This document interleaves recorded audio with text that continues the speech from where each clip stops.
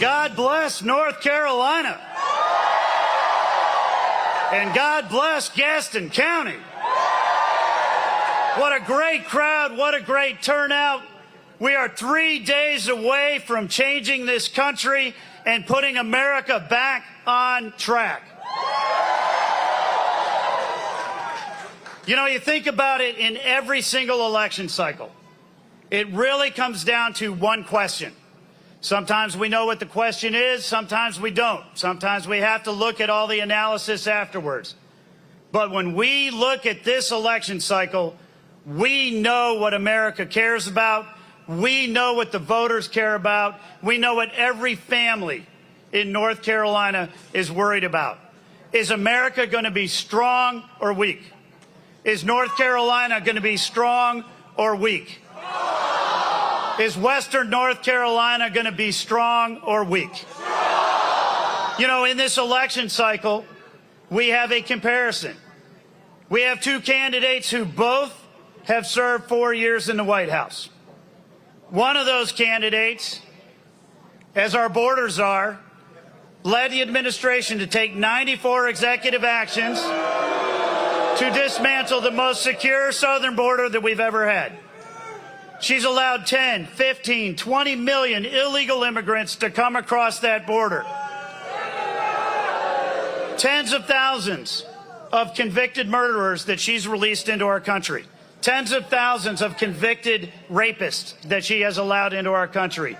Hundreds of thousands of convicted felons that she's led into our country, including here in North Carolina. We've got a vice president who cast the tie-breaking vote on $2.5 trillion worth of unneeded, unnecessary, wasteful government spending. And when President Obama's own economic advisor said it's going to send prices through the roof, she did it anyway. And now every single family in North Carolina is paying 25% more for their groceries, paying 50% more for their gasoline, paying 25% more for their housing unless they want to buy a house. And now it costs twice as much to buy the same house today as it did 4 years ago. We have a vice president who on the world stage stood up Benjamin Netanyahu at a joint session in Congress so she could go to a sorority event in Texas. Who went to a conference with all the world leaders in Europe and told Putin, do not invade Ukraine. 5 days later, he invaded Ukraine. Not much of a deterrent. America is weak. And when America is weak, the world is a far more dangerous place. On the other hand, we have a former president.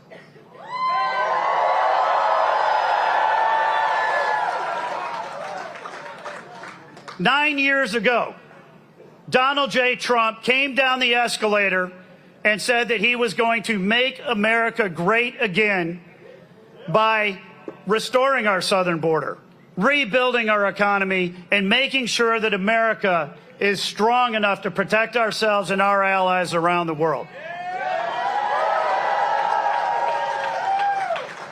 And for 4 years, that is exactly what he did. He built the strongest, most secure southern border that we've ever had. Illegal detentions, illegal crossings were at record lows when he left office. He built an absolutely roaring economy. We had more women in the workforce. We had lower unemployment among blacks, lowest unemployment among Hispanics ever in history. And we were recovering coming out of COVID. Inflation was less than 2% every single year, and it was 1.5% when he turned it over to Joe Biden. We have a president, when he was there, Russia was in check. China was in check. Iran was in check. And he said to the world, we will protect our interests and our allies, and we will stand up to the bullies who want to be running over our interests around the world. So I have to ask, does America want America to be strong? Does North Carolina want America to be wealthy again? Does North Carolina want America to be safe again? Yeah. Does America want America to be great again? Yeah. So does North Carolina want to re-elect Donald J. Trump as our 47th president?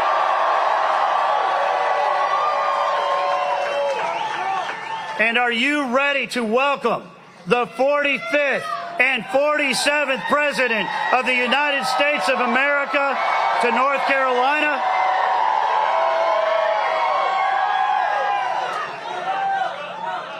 Now I got one more thing to say. We are 3 days out from the most important election of our lifetimes. How many people here have already voted? That's awesome. But it's not enough. When we get out of here today, and I want you all to really, truly enjoy Donald Trump when he comes here to Gaston County. But you have got to go home and roll up your sleeves and pull out your cell phone and go to work. Every person in this crowd, I want you to commit right now that you are willing to take 1 hour. I need 5-minute conversations with 10 of your friends, your family members, your colleagues, your coworkers, and people that you go to church with. They need to understand how important this election is. They must commit to vote. How many people here are going to make that commitment right now? Then let's get ready to welcome the 47th President of the United States, Donald J. Trump, back to North Carolina. Thank you.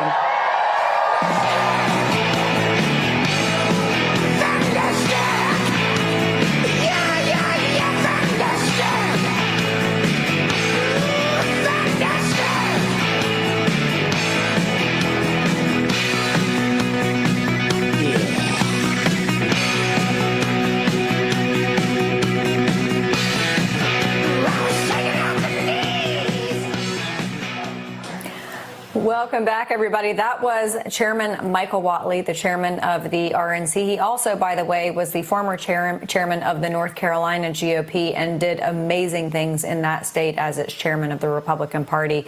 And he has done some pretty incredible things as RNC chairman as well. And I think that that President Trump had a big hand in him being in that position because he knew that he would be a bulldog when it comes to election integrity.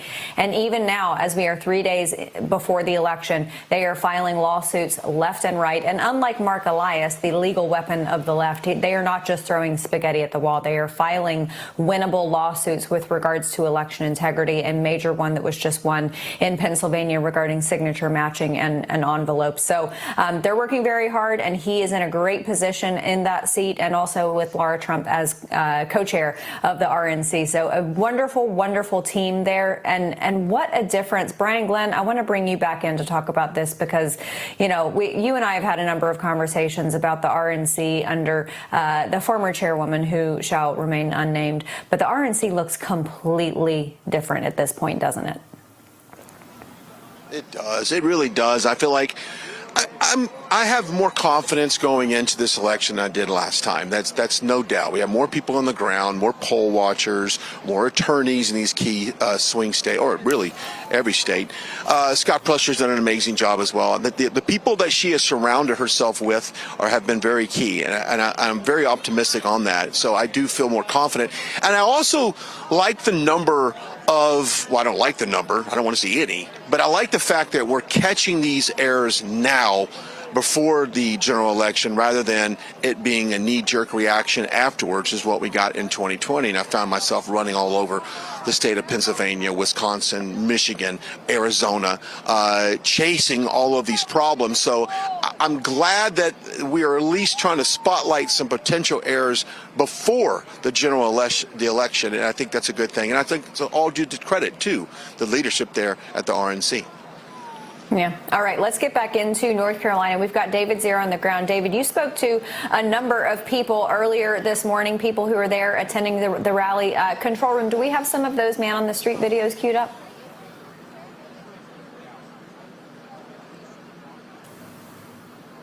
Okay, great. Here we go.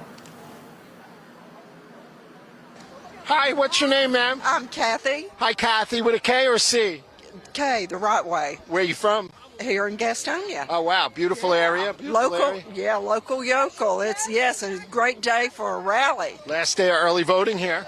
Yes, it is. And Record turnouts. It is phenomenal record turnouts. Yeah. We have actually, I think, broken all records. Yeah, you bypassed the total for 2020 already for early voting. 51% of the states voted. We are so jazzed about that. We can only, hope and pray that, it's going to turn our way. I heard that the Republicans have like a 40,000 vote advantage so far in early voting. You know, a lot of people have gone out and voted early.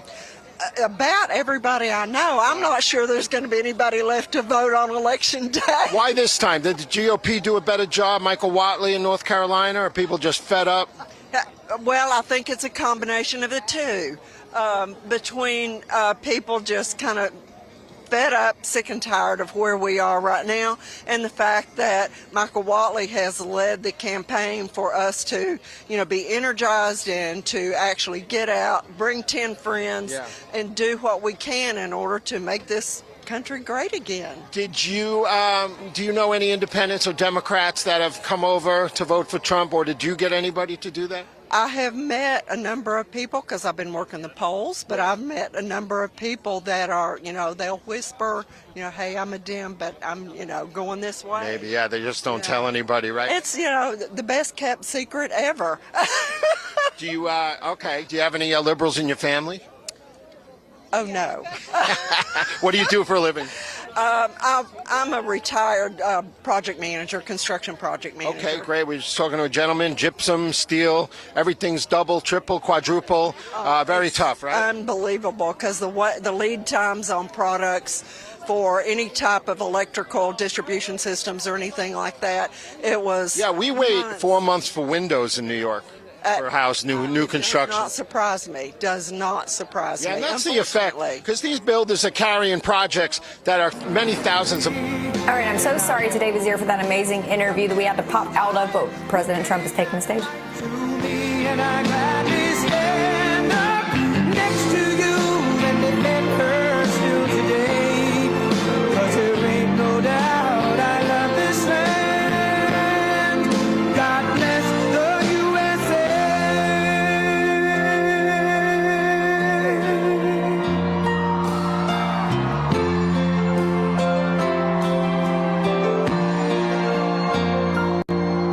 From the lakes of Minnesota to the hills of Tennessee, across the plains of Texas, from sea to shining sea, from Detroit down to Houston and New York to LA, where there's pride in every American heart, and it's time we stand and say,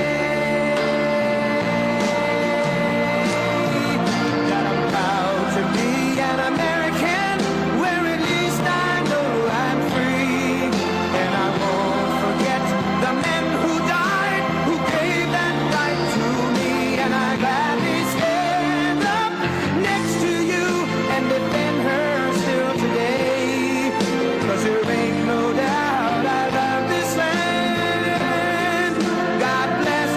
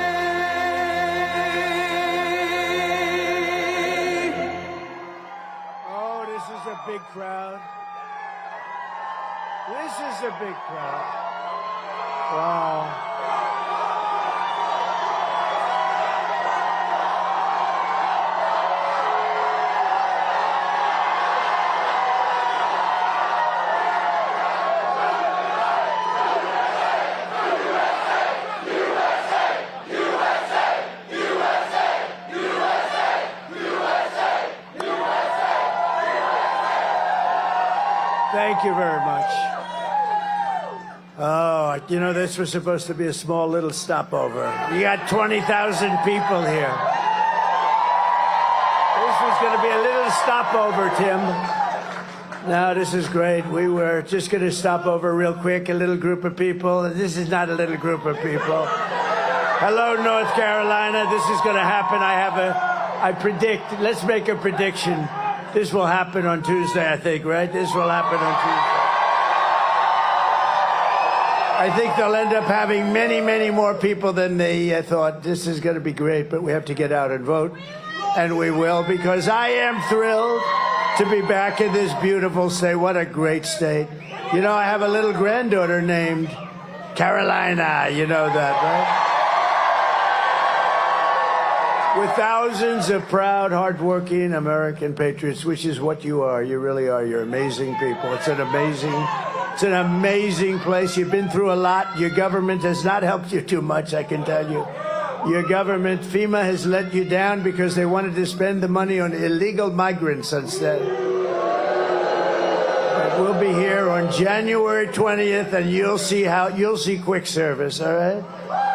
I'd like to begin by asking a very, very simple question. Are you better off now than you were 4 years ago?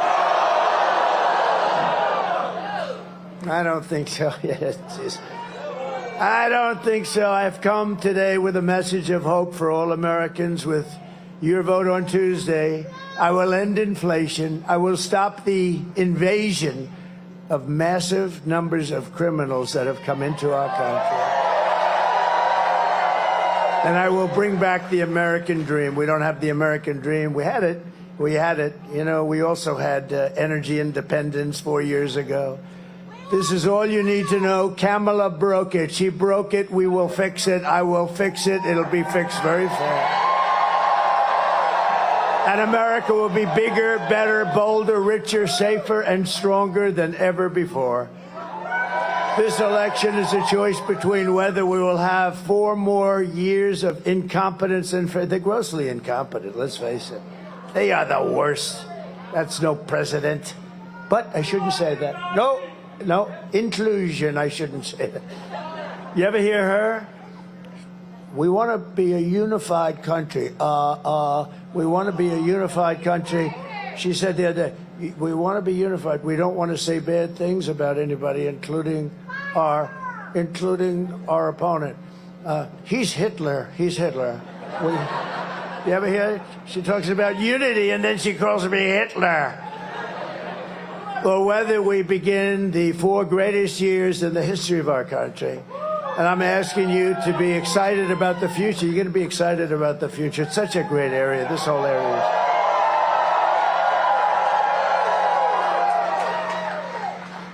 And I'm asking you to dream big. Again, we're going to dream big, and we're going to make this America's new golden age. It's going to be the golden age. Every problem facing us can be solved, but now the fate of our nation is in your hands. We win this state, we're going to win the whole ball game, you know.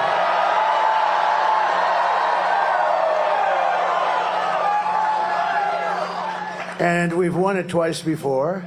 And we won it quite easily. And by the way, Michael did a fantastic job. He did so well. You know, he stopped the steal. He stopped the cheating here. They didn't stop it in some other states. But he did so well, and we did so well here. I said, Michael, how would you like to run the whole damn thing, right? And then I said, what other star do I get? And I said, maybe my biggest star of all, Lara from your backyard. Lara. I got Lara from your backyard. She's great. She's great. Good couple, too, right? That's a good team. Eric and Lara. On Tuesday, you have to stand up and you have to tell Kamala that you've had enough. You can't take it anymore. You're grossly incompetent. Kamala, you're fired. Get out of here. You're fired. Get the hell out. Get out of here. We got to fix our country. I watched her this morning. She gives these press conferences that last like about 2 minutes. It's the weirdest thing. You know, I get all set. I want to watch something, right? ladies and gentlemen, the vice president, oh good. She comes onto the stage like for 2 minutes, and all she does is talk about me. She never talks about what she's going to do. Donald Trump. Did you ever see the clip where they go, Donald Trump? The last time she spoke, she mentioned my name like 28 times or something. She didn't talk about what she was going to do. And economically, she doesn't know anything. In fact, what she's proposing, well, wait a minute. You just saw, you were going to go over it in a second, the worst numbers I've ever seen. How good was that? To get those numbers 4 days before the vote was, thank you very much, sir. Thank you. Thank you, sir. Now, you would have liked that on one of your races, wouldn't you? But no, to get those numbers, we had the worst numbers, I think, maybe like sort of ever. And they were like 4 days. And I want people to remember it because, you know, a lot of people said, well, this won't affect the election because a lot of people aren't thinking about that. Of course, these people, they'll say, look at all of them. Look at all of the fake news. They say all of that. They always say that, but I think it's unbelievable timing. If I had my choice of, I think it's perfect. I covered it last night. We were in Milwaukee in the biggest arena you've ever seen, same size as Madison Square Garden. It was packed hours before the event.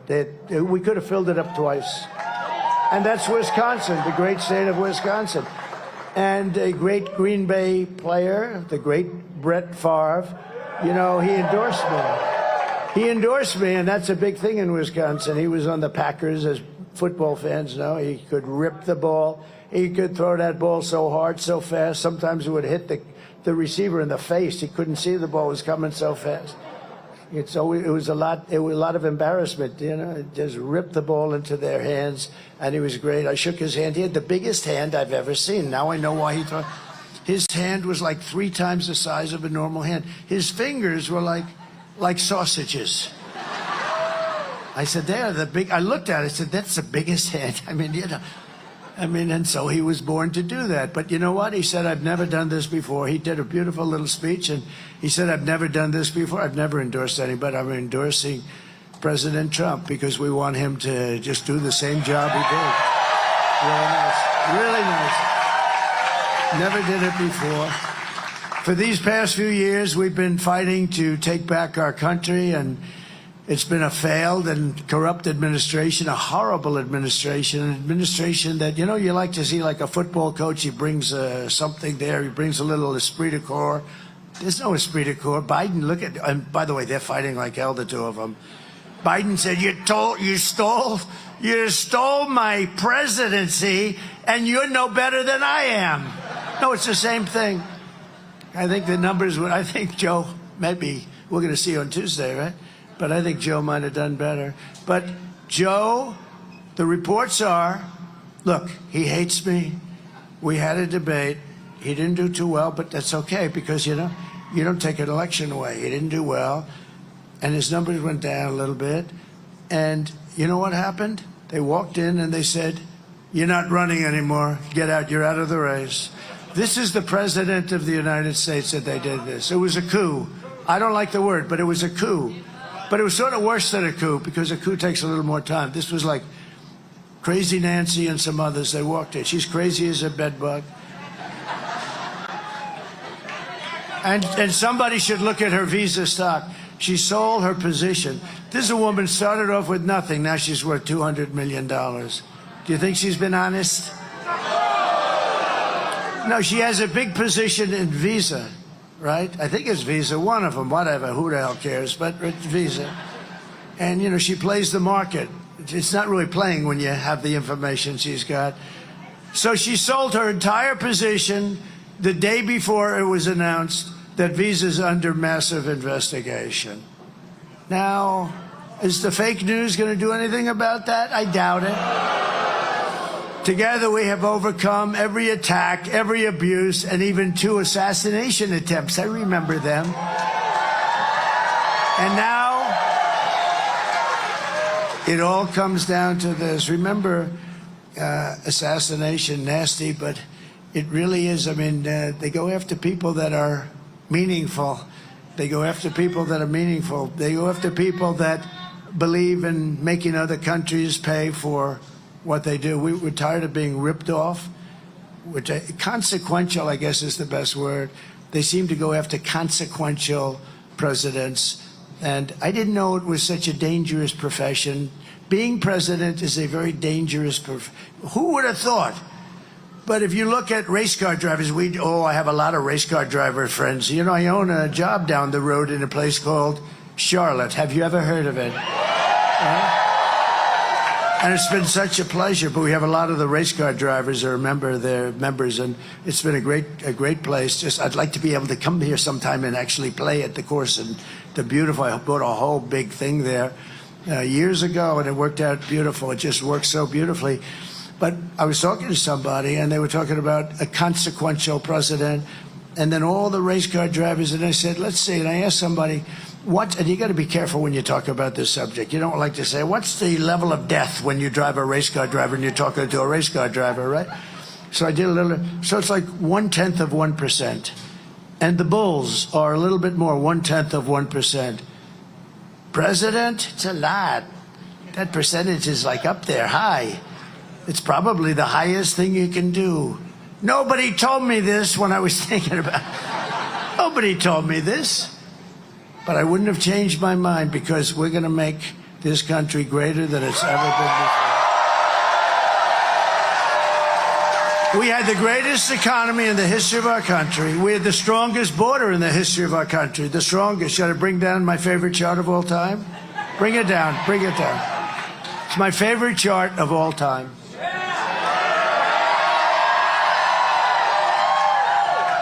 That chart I love. See, right now I'm looking over there. Well, if I was looking over there, I'm gone.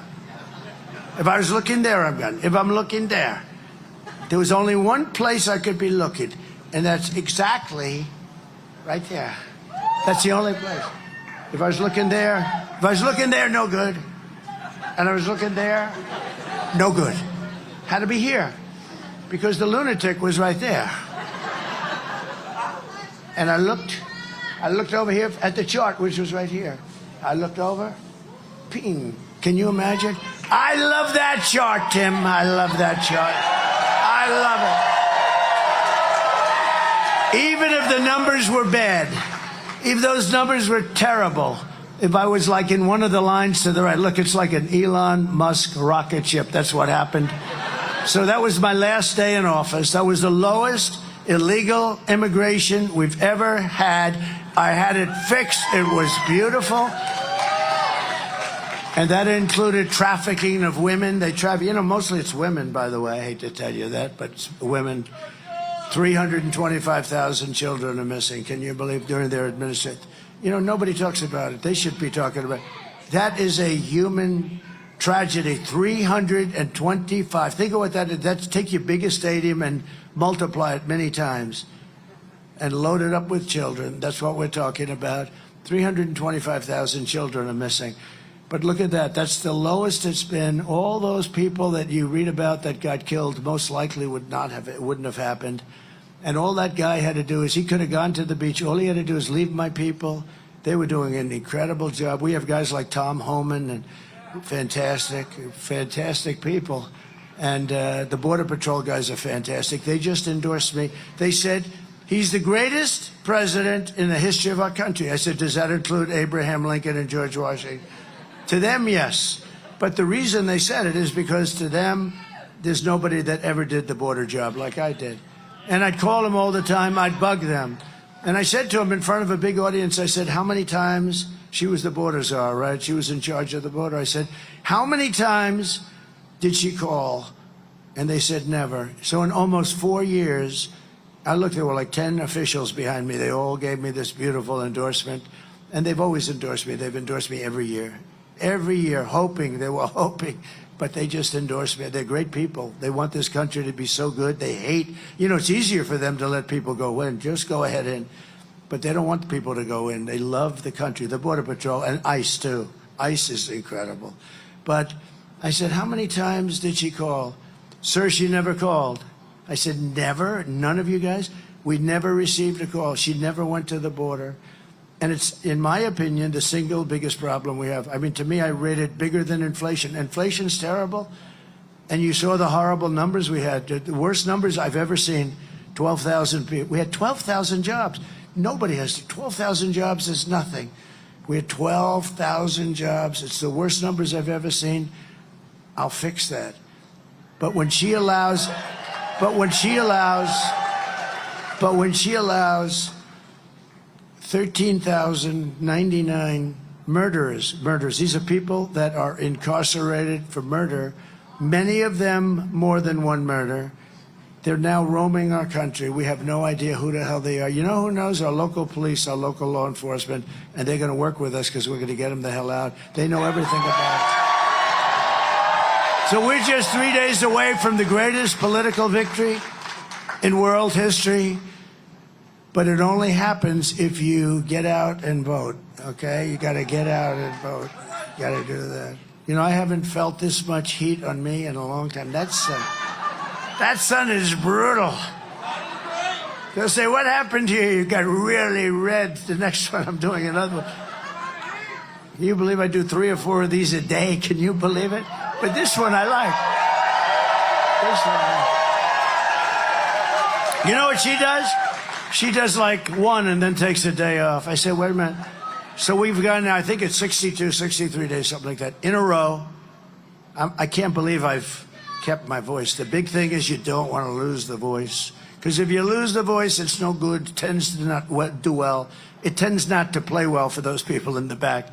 But you know what? 62, 63. And you know who knows that? I call them the women of North Carolina. Where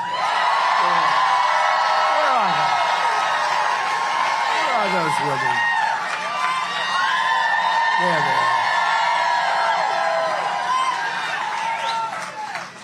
There they are. But where are the women that I know of North Carolina? I can't believe. Where are they? Huh? Oh, they're coming later.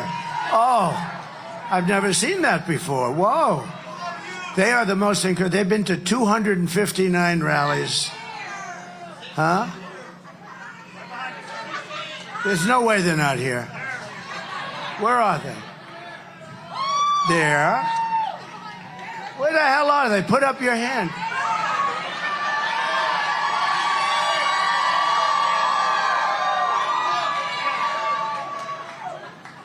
You dress so differently today. They've underdressed today a little bit. No, but I think it's like 259 or something. They've been incredible. Oh, there they are. Okay. I'm wondering, where the hell are they? Okay, good. It's good to see you all. You're scattered. I've never seen you scattered before. I put everything on the line for you, and including my life itself. I mean, in all fairness, I don't talk about it, but I did. And I need you to do one thing. We don't want your money. I don't want any money. I don't want anything. All we want is one simple thing. Get out on Tuesday and vote. Because we can't take a chance. Too big to rig. We got to make it too big to rig. We can't let anything happen. With your help, we're going to defeat Kamala Harris, and we're going to make America great again. We're going to make it great. We're going to make America great again. Yesterday it was announced that Kamala's economy added only 12,000 jobs. Nobody's ever heard of that. You know, look, you've been doing this. Even if you're not into that world too much, I am. But, you know, you see 250 jobs. We were doing badly this month, 250. It's usually like 200, 250. Sometimes you have 300, 400. 12,000 jobs. I never heard it before. I've never heard of that number before. It's automatically, you know, you have automatic growth. One of the worst jobs report of all time, they say. I mean, how good is that if you happen to be running against the people that did that, right? It's only good for one thing. Same thing with the border. The border is horrible. It's death, it's destruction, it's the ruination of our country. It's only good for one thing. If you happen to be running against the idiots that allowed this to happen, open border. It's the only thing I can think of. There's no other reason. There's no other reason it's good. We lost nearly 30,000 private sector jobs. Think of that. And the jobs created were mostly government jobs. No, that's easy. You just call up, hire 100,000 people this month, you know. No, we don't want that. We want private jobs. Along with nearly 50,000 manufacturing jobs were lost in a single month. I've never heard of these numbers. These are depression numbers, I hate to tell you. Don't worry, I'll fix it. Don't get scared. Don't worry, because I know what to do. Under Kamala's catastrophic agenda, more than 100,000 manufacturing jobs have been wiped out since just the beginning of the year. It's not, these are numbers that are crazy. 150,000 Americans joined the unemployment rolls in October. That's really, you know, I mean, I've got your speaker. I've got a lot of big shots from North Carolina down here. They're looking like I had nothing to do with it. He said, I had nothing to do with it. In October, but nearly 250,000 people dropped out of the labor force. That's 250,000. They dropped out. They gave up. They basically gave up looking for a job. We cannot take 4 more years of this calamity. You may not be able to take a couple of months more of this. This isn't just... In fact, now that I see these numbers, I think I'm not going to do this. Goodbye, everybody. I'm going to go to the beach. I didn't know I didn't know. Joe Biden is Herbert Hoover. Turned out, I always said I'd hate like hell to be Herbert Hoover. I would. That was 1929, the Great Depression. These are depression-type numbers. 100% of all net job gains in the past year. This is another beauty. Have gone where? Do you know where? To migrants. 100% of the job openings have gone to migrants, taking jobs from more than anybody else, and you haven't seen the numbers. And I think your speakers should ask Washington for those numbers because they're really bad. You know where they came from? African-American jobs. They've taken the African-American jobs. Migrants coming in illegally have taken African-American jobs. People that have done a great job. They've worked there for 20, 25 years in different places. And to a lesser extent, Hispanic jobs, but large numbers of African Americans. It's going to probably be announced right after the election. They should be forced to announce it before the election because I'll tell you, they won't get one African American vote. They're letting these people come in by the millions, and they're taking jobs of African Americans. And you're going to see it right after the election. They'll announce it. And they did another thing. They had 818,000 jobs that were fake. They were fake jobs. They were made-up jobs. They were fraud. If I did it, they'd throw you into the penitentiary for 20 years. Crooked Joe Biden. They don't call him Crooked Joe for a reason. I mean, it's a reason they call him that. He's a crooked guy. And she knew everything about it. They created 800, and you knew this? It came out like 2 weeks ago, a week ago. They created 818,000 fake jobs.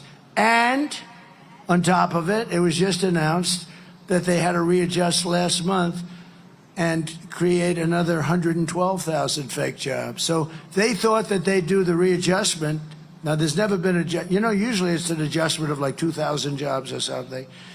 So this is almost 1 million jobs that these people defrauded you on, because they wanted to go into the election with at least a decent picture. Wasn't great, but at least a decent picture.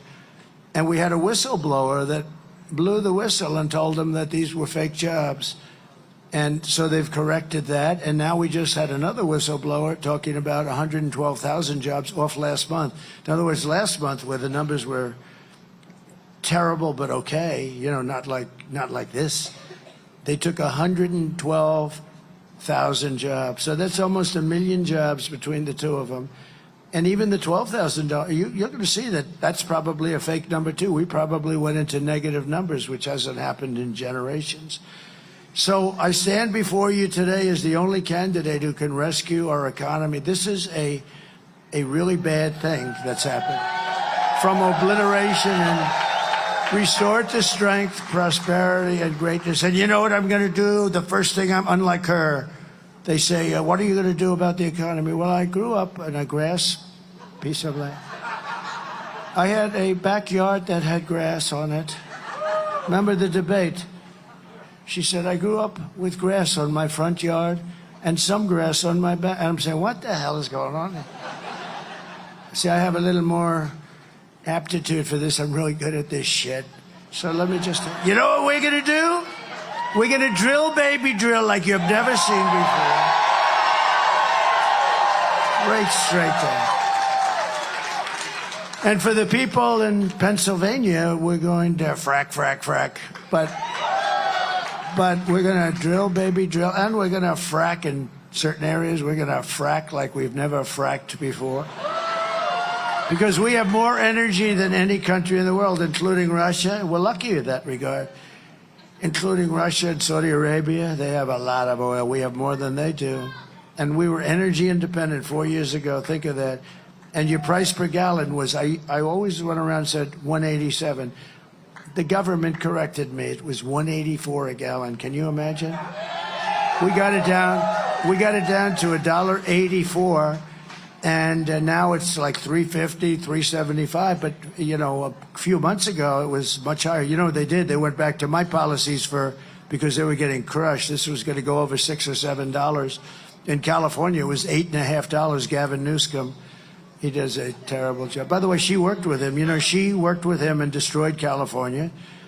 And that's Kamala we're talking about. She worked with him, destroyed California. When she was the DA of San Francisco, she destroyed that city. She's the one responsible for the destruction of the best city, probably the best city in our country. And we're not going to let her do that to the United States of America. We can't. If my opponent knew how to fix the economy, it would have already been fixed. So I say, why didn't she do it? Do you ever see where she stands the other day? We are going to do this and that. I just keep going, why haven't you done it? Why haven't you done it? Why haven't you done it? She's going to do it. She's been there for 4 years, almost 4 years. Why the hell haven't they done it? Now today even, she's got some kind of a scheme. Yeah, it's a scheme, but it is a scheme. That she wants to do something, and she announced today, I don't know, something, whatever, doesn't matter. It's all a lot of bullshit, that's all it is. She announced a scheme. She's going to do something. And when I go to office, when she goes to office, do it tonight, do it today. You don't wait. She's going to wait. I've got a plan that I'm going to do this or that. Oh, good. Well, do it now. Do it right now, you know, if it's any good. No, she's a total fake. If Kamala, and she's incompetent, which is perhaps worse. If Kamala wins, you are 3 days away from the start of a 1929-style economic depression. I believe that.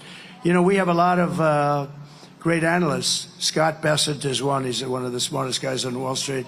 A real, you know, I call him 182, 184, double her IQ, like double, maybe triple. But they say the only reason the stock market is doing good is because they all think Trump is going to be elected. So I believe that's true. I believe it's No, but you have a lot of them. You have this Scott is one of the hottest guys. I hardly know him. I don't know him. But he writes all the time. He thinks that they think that Trump is going to win. And every time we have a good day, you can check out the market. But it seems like the market does very nicely. If I win, you are 3 days away from the best jobs, the biggest paychecks, the brightest economic future that the world has ever seen. Kamala's inflation nightmare. I mean, our economy is bad because of the inflation. No matter how well it does, the inflation just ripped it to pieces. We had no inflation. I had no inflation, virtually nothing. And now they have much higher than what you see, because when you see it, they don't put some of the higher numbers in. It's like the crime reports. The FBI forgot to put a few cities in there, like the worst cities in the country. So the crime report looked like it was pretty even. I said, well, how come? I don't want to mention the cities because I'm trying to get their votes, okay? I don't want to mention, I want to get their votes, but you can imagine. But they forgot to put a few little cities in there, the big cities, actually. And then it turned out to be 45% increase in crime. A little difference. It's pretty sad when you have to rely on the FBI and they give you phony numbers too, right? Kamala's inflation nightmares cost the typical American family $30,000 in higher prices, and now she wants to impose the largest tax hike in American history and raise your taxes by $3,000 a year. This is the only person I've ever seen that's running for office that says, we will raise your taxes. You know, all my life I've watched politicians, and they're always saying, we will cut your taxes. We are going to cut. Some of them don't even mean it, but they say it. This one says, we're going to raise your taxes. Well, I want to give, this might be the only time I ever give her credit. If that's true, at least she's being honest. Okay? Right? But I've never heard it before. But at least maybe she's being honest. But and if she is, maybe that's even worse for you now. Because she wants to raise, when you think about it, she's going to raise your taxes. I will massively cut taxes for workers and small businesses. And we will have something that I think is just great. You know, she came out with it right as soon as I said it. A couple of weeks later, she came out when she's making a speech. And she said, and I will have, and she said it quickly because she knew she was going to get hammered. I will have no tax on tips. No tax on tips. She got hammered. But we will have copycat. He said copycat. We will have no tax on tips, no tax on overtime, and no tax on Social Security benefits for our seniors. All right. Which of them is the best? Okay, ready? We'll just do this quick. This is a free poll. Because, you know, I pay these guys a lot of money, these pollsters, and I don't even think they send people into the fields first. Let's see, it's 51-49. Now send me a check for $300,000, right? I don't think they even send people into the field. You know what that means. You know, they're supposed to have hundreds of people that go into the field. They make a lot more money when they don't even bother. They say, Trump is leading 51-49. By the way, I think we are leading. You know, we're leading in every poll. But you're going to prove on Tuesday that we're leading by a hell of a lot more than just saying. We have to do it. We have to do it. Okay, ready? No tax on tips, right? No tax, wait. We'll go no tax on tips, no tax on overtime, no tax Social Security. Ready? Face it, number one. Which is the best of the three? No tax on tips. Well, that's not too good. Do any of you work in restaurants? And who works in a restaurant? Not too many people. You get a lot of money in this place. All right, because when I do that in Nevada, when I do that in Las Vegas, I say no tax on tips. I have to stop the speech, leave the podium for 20 minutes. It blew everything away. Okay. Again, no tax on tips. No tax on overtime. That's it. All those houses you build. Yeah, that's good. That's no tax on Social Security benefits.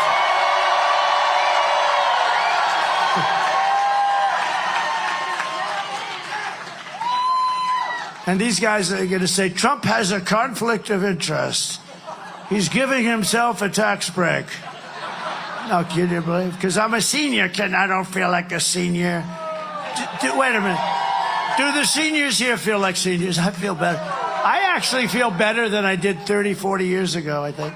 I actually think I'm sharper. Now, there'll be a time when that won't be, but I feel I'm sharper. You have to be sharp when you can escape these monsters back there. These horrible, horrible, dishonest people.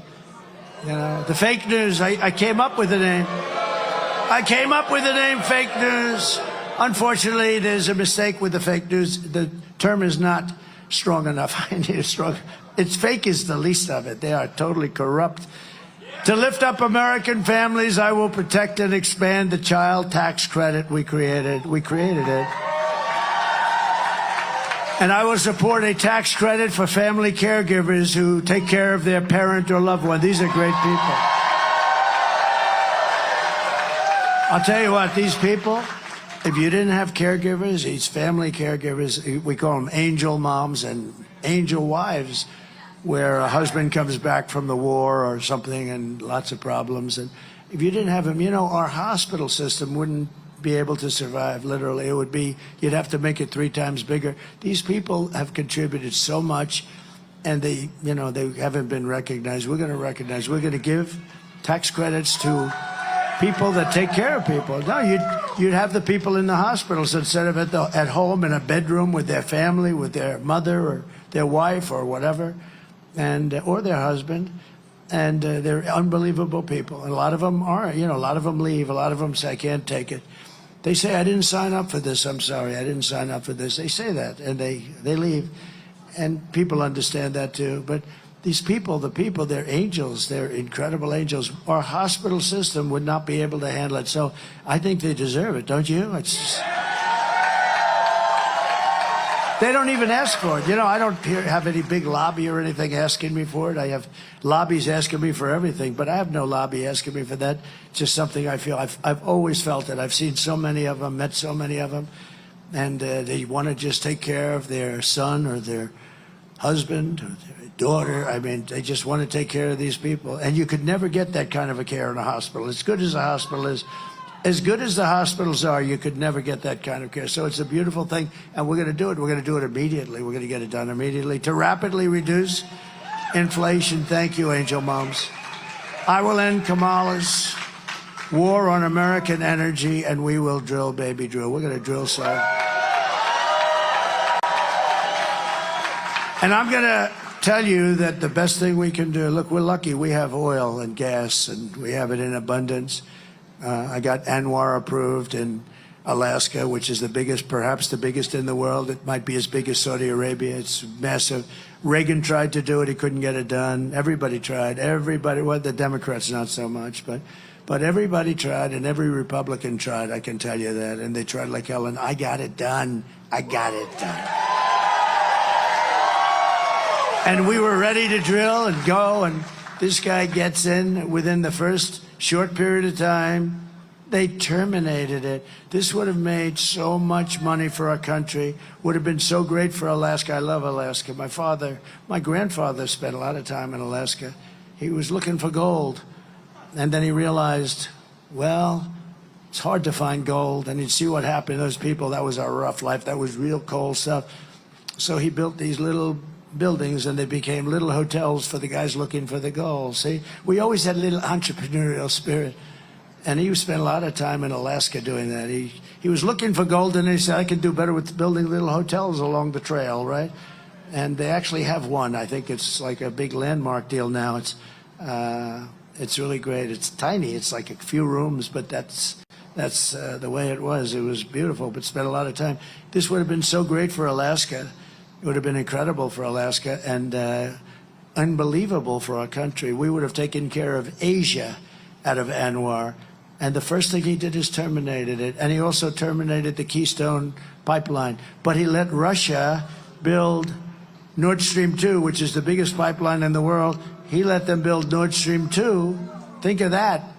And I terminated that. I said, no, you're not building it, Russia. You're not building it. I'm sorry, Vladimir. He would ask me, he goes, don't do that. I said, I got to do it, Vladimir. It was going to supply all of Europe, Germany mostly, but all of Europe. And I terminated it. And he comes into office, and he immediately approved it. I said, what the hell is he doing that for? And then they say, Donald Trump was soft on Russia. No, that was the biggest project in Russian history, and I terminated it, and they never got it finished. And then this guy comes in, and he lets it go. I tell you, he's the exact opposite. Think of it, the exact opposite. His foreign policy is the absolute worst. Every single foreign policy move he's made, look at Israel. Don't do anything, don't do anything. And at least now they're in a position where there's some defense, where they can defend themselves from what might happen. You know, we're very close, I'll tell you what, we're very close to going into a thing called World War III. And we have people that do not have the mentality to even think about keeping us out. They have no idea. Again, should have never happened, Russia going into Ukraine. Afghanistan would have never happened, never. Getting out was right. I was going to get out, but with dignity and strength, and keep Bagram, which is the big air base. They gave up Bagram. It was 1 hour away from where China makes its missiles, nuclear missiles, 1 hour. That's why I would have kept it, not for Afghanistan. 1 hour away, think of it. And he left Bagram, and you know who occupies it now? China occupies it. China, he gave this multi-billion dollars, and this is from many years ago, was built. Got the biggest runways in the world, can handle anything. The biggest runways, most powerful, deep, thick concrete runways. To build them today would cost billions, tens of billions of dollars. He gave it up like you give up nothing. I'd never seen. always keep Bagram, and now China occupies Bagram, 1 hour away from where they make their nuclear weapons. It's so sad. What's happened in this 4 years is so sad.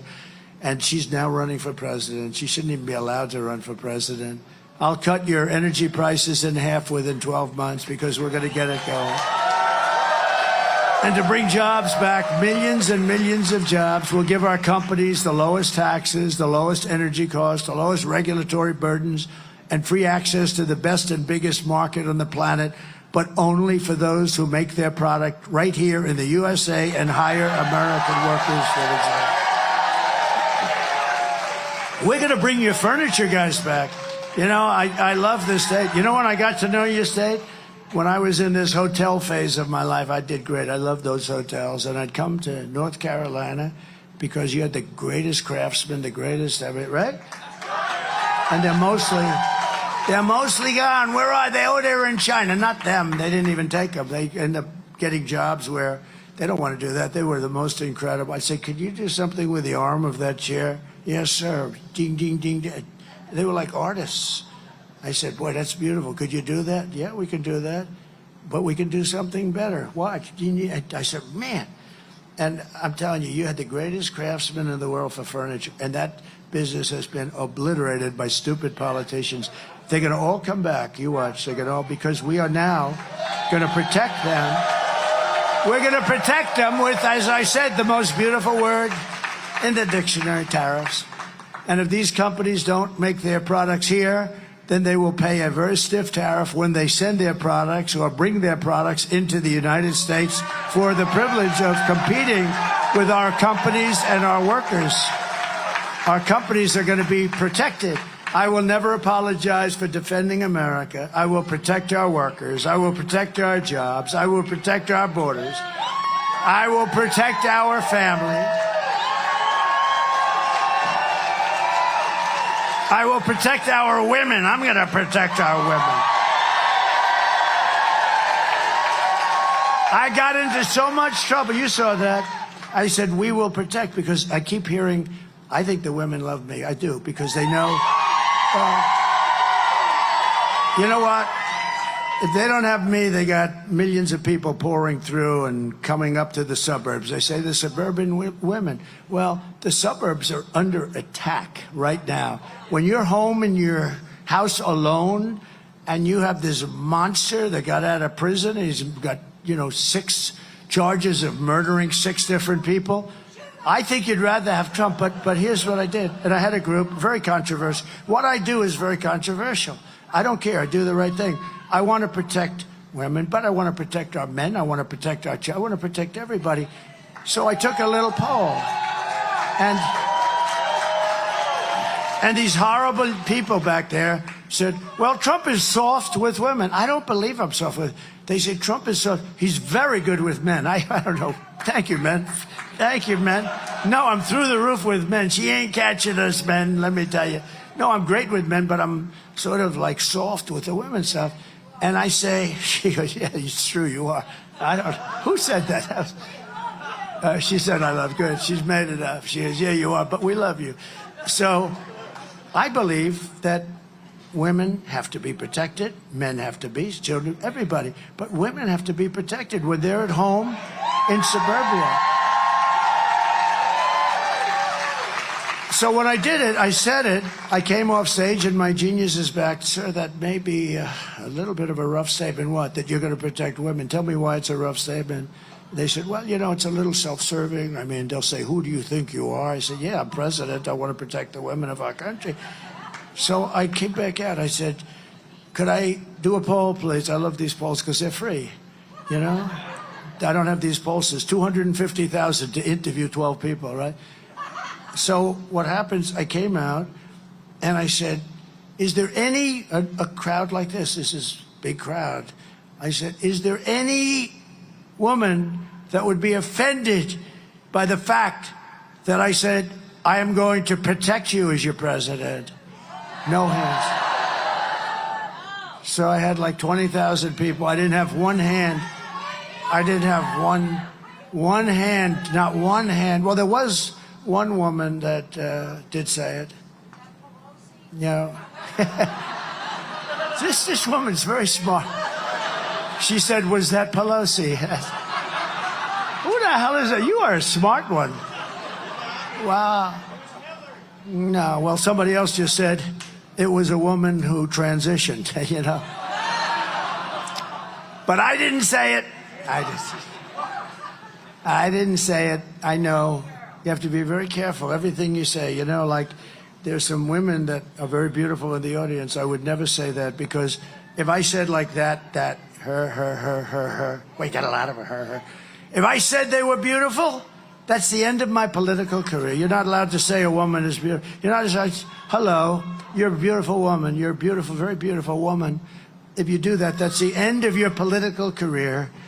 But I've never had, you know, I mean, women sort of like it, but you can't do it because we have to remain a politician for 4 more years to straighten out this mess that these stupid people have given us.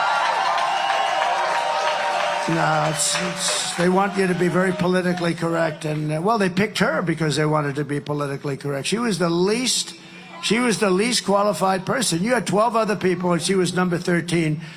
In every poll, if he got out, but it should have been his decision. You know, he goes through and he gets these 14 million votes. It should have been his position. I don't know how you can just take it away. They really think of it. This is a famous moment in our country's history. They went in and they said, you're out, to the President of the United States. They said, we're taking your presidency away. He said, no, you're not. He said, yes, we are. And by the next day, he said, yes, you are. They said something. But they went in and they took his presidency away from him like taking candy from a baby.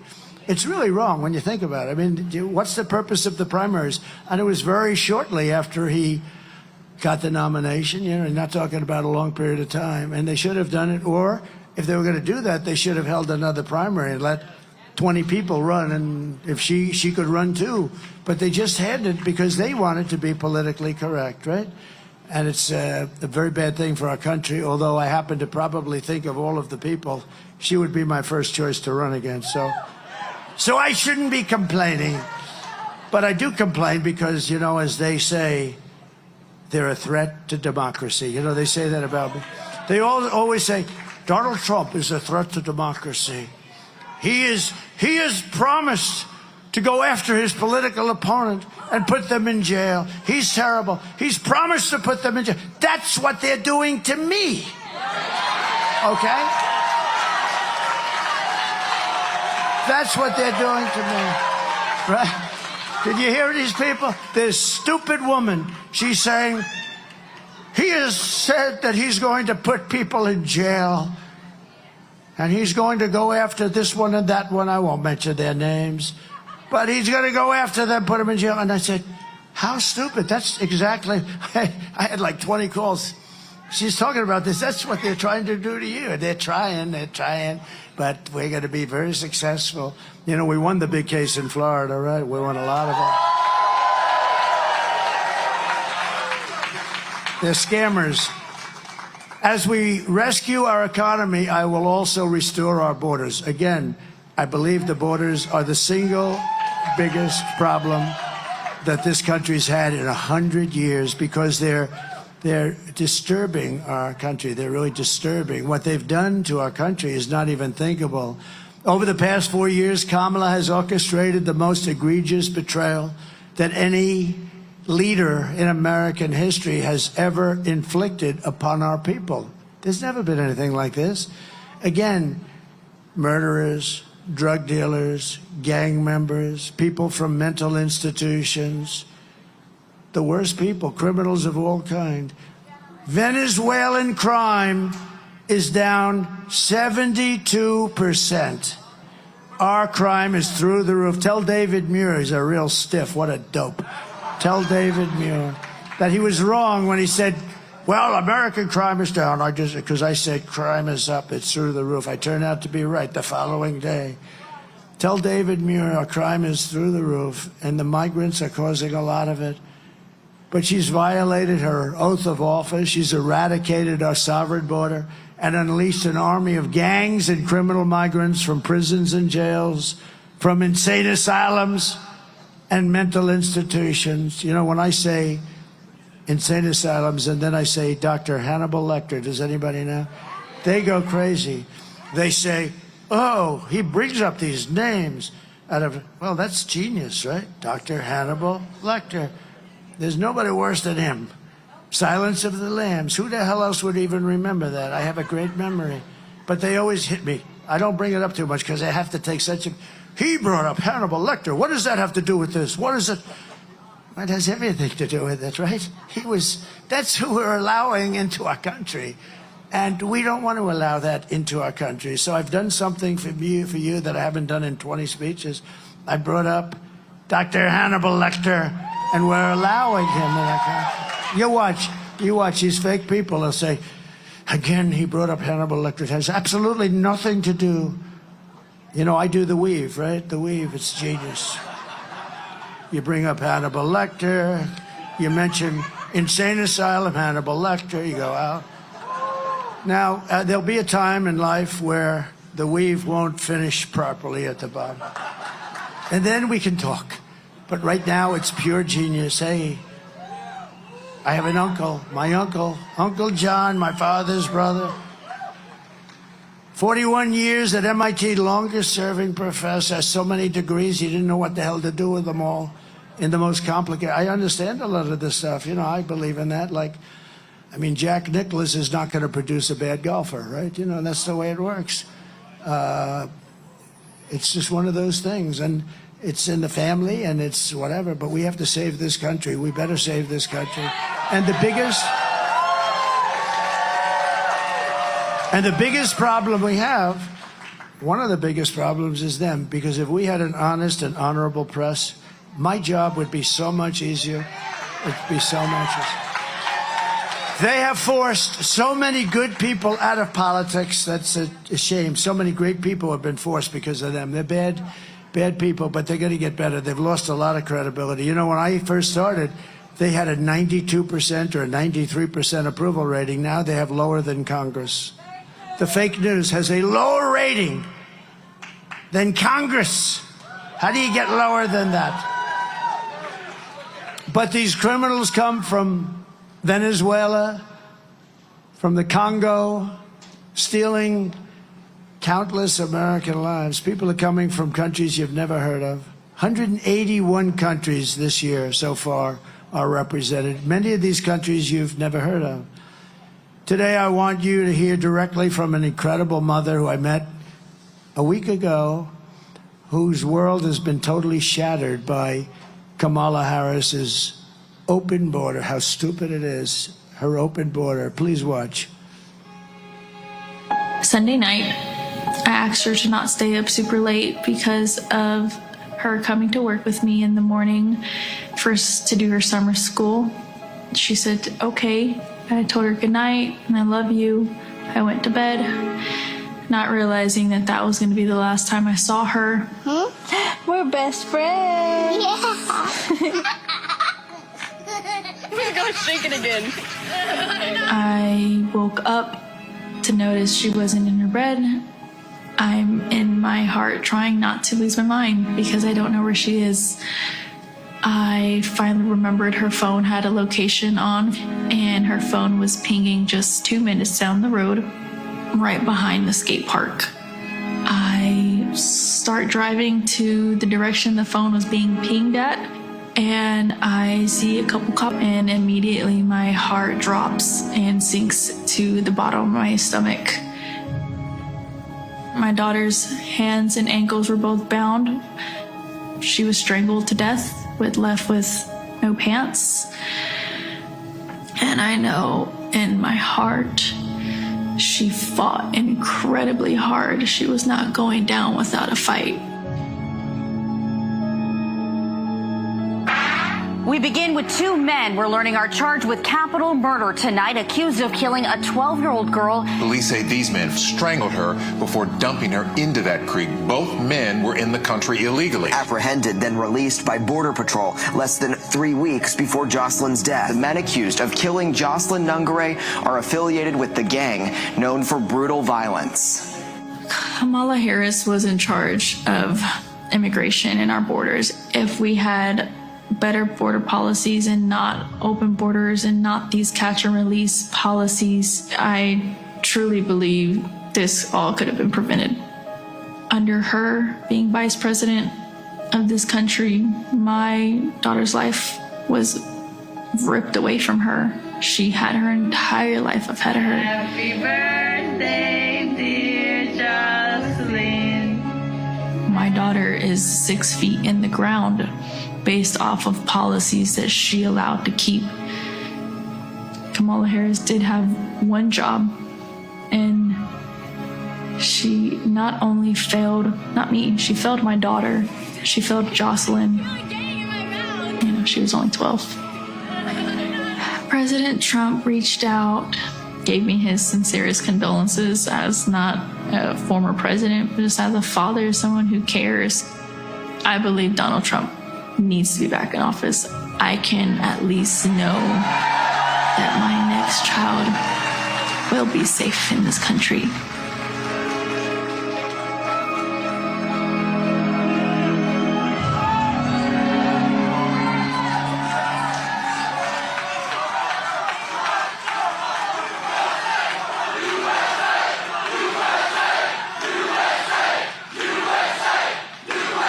Thank you very much. I mean, how sad is that? A couple of days old, shot a couple. Everybody that's seen it. I mean, I saw very strong people. I saw some very strong he-men, very tough guys crying like hell when they read it and saw it. But you have many, many cases like that. And then you have other forms of murder, too, with guns and being run over with cars and trucks. Many, many forms of crime are being committed by very dangerous people that have been allowed to come in. Don't forget, these countries are very smart. I know almost all of the heads are very smart. They're very streetwise. They want to get their prisoners out. They don't want to take care of them. It's expensive, so expensive. They want to get the criminals off the street. They have no place to put them. But now, with the open border, as soon as it happens, I told you at meetings in North Carolina, I said, if they do open border, every country from all over the world, they're going to be dropping their prisoners into this country, and they're criminals in the street. That's why the crimes are down all over the world. They're down. Think of it. They come from far away. The Congo has a rough prison system, a system that makes ours look like it's Trump International Hotel. No, it's a rough system, and they're taking them out of that system. Think of the money they save, not having to take care of somebody for 50 years or whatever it may be. And all of the countries are covered, and all of the continents are covered. 180 or 181 countries. Can you imagine that? And then you see something like what happened with Jocelyn, or what happened with Lake and Riley, what happened with so many others. Far too many to even discuss. But this was a woman I met when I got the endorsement from Border Patrol. That's when I met her. She was such a nice woman. I said, so what happened to my daughter? And I guess they came and took her out of her room or something. It's not even believable. So when you vote on Tuesday, vote in honor of Jocelyn and Lake and Riley and Rachel Morin and every American who's been stolen from us. Maybe you vote in honor of the 325,000 missing children. Think of that. Who would even believe it could be like that? 325. And they're responsible, just like they pulled the trigger of a gun, they're responsible for that.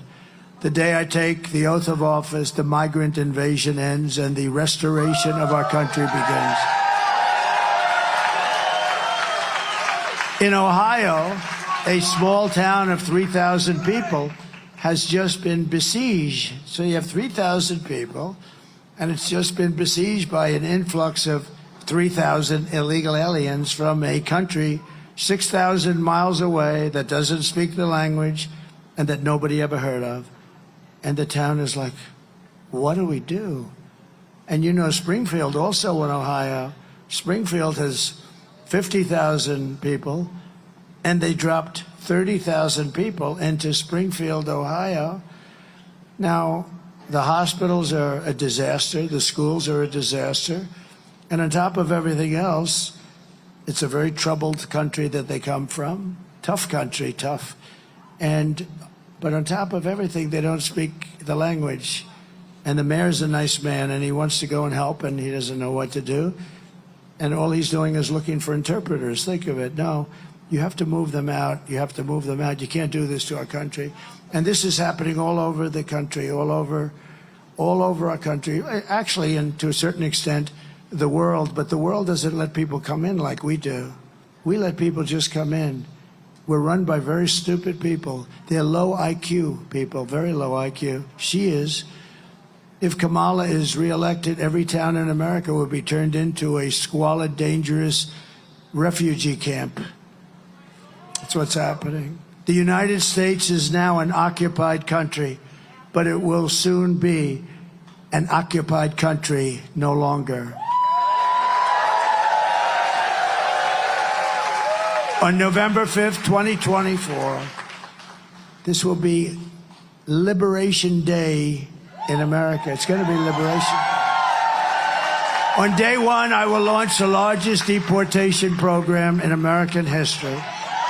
I will rescue every city and town that has been invaded and conquered. These towns have been invaded and conquered, no different than a military invasion, except they don't wear uniforms. That's probably the only difference.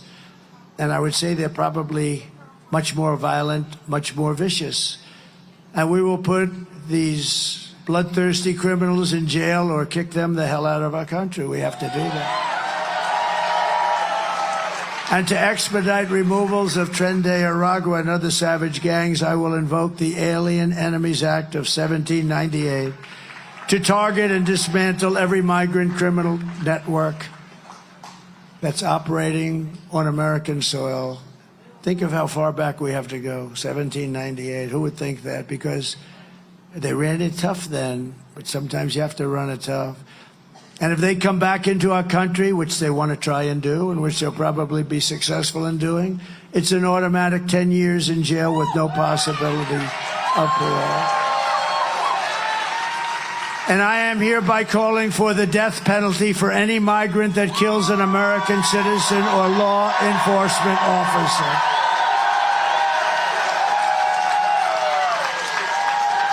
Have no choice. And I will immediately ban all sanctuary cities in the United States of America. Sanctuary for criminals. Despite all of the damage that Kamala has caused, she spent the final week of her campaign comparing her political opponents to the evil, the most evil people, mass murderers, all of us. Then Joe Biden called, and he said that we're garbage. We're all garbage, remember? Remember Hillary deplorable, right? I actually said they're deplorable and irredeemable. And I said, oh, she made a terrible mistake. That word irredeemable to me was worse. Actually, it was worse than deplorable. But that one didn't get picked up, Tim. That one didn't get picked up. It was deplorable. It was deplorable that got picked up.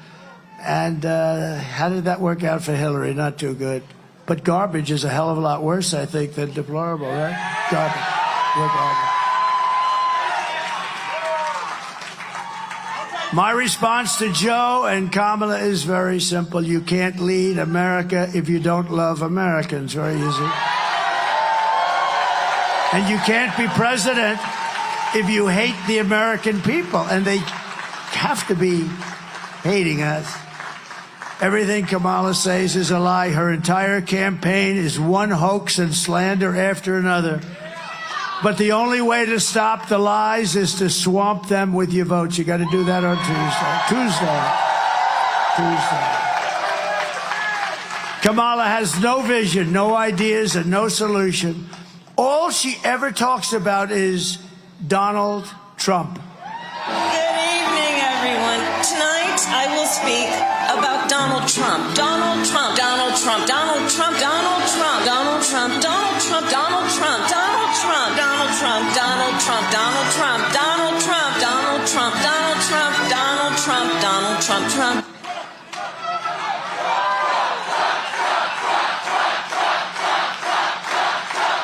Thank you. Thank you very much. There are some people who thrive under pressure, and there are some people that crack, and you got to see her. She's not looking good. I watched her news conference. It was bad. If Kamala can't handle an interview with Joe Rogan, then she can't handle the presidency, and she certainly can't handle Putin and President Xi of China. She will get overwhelmed, a meltdown, and millions of people will die, perhaps. And this is not a charity event. This is an election for the biggest and toughest job anywhere in the world. This is the toughest job in the world, they say. I think probably is.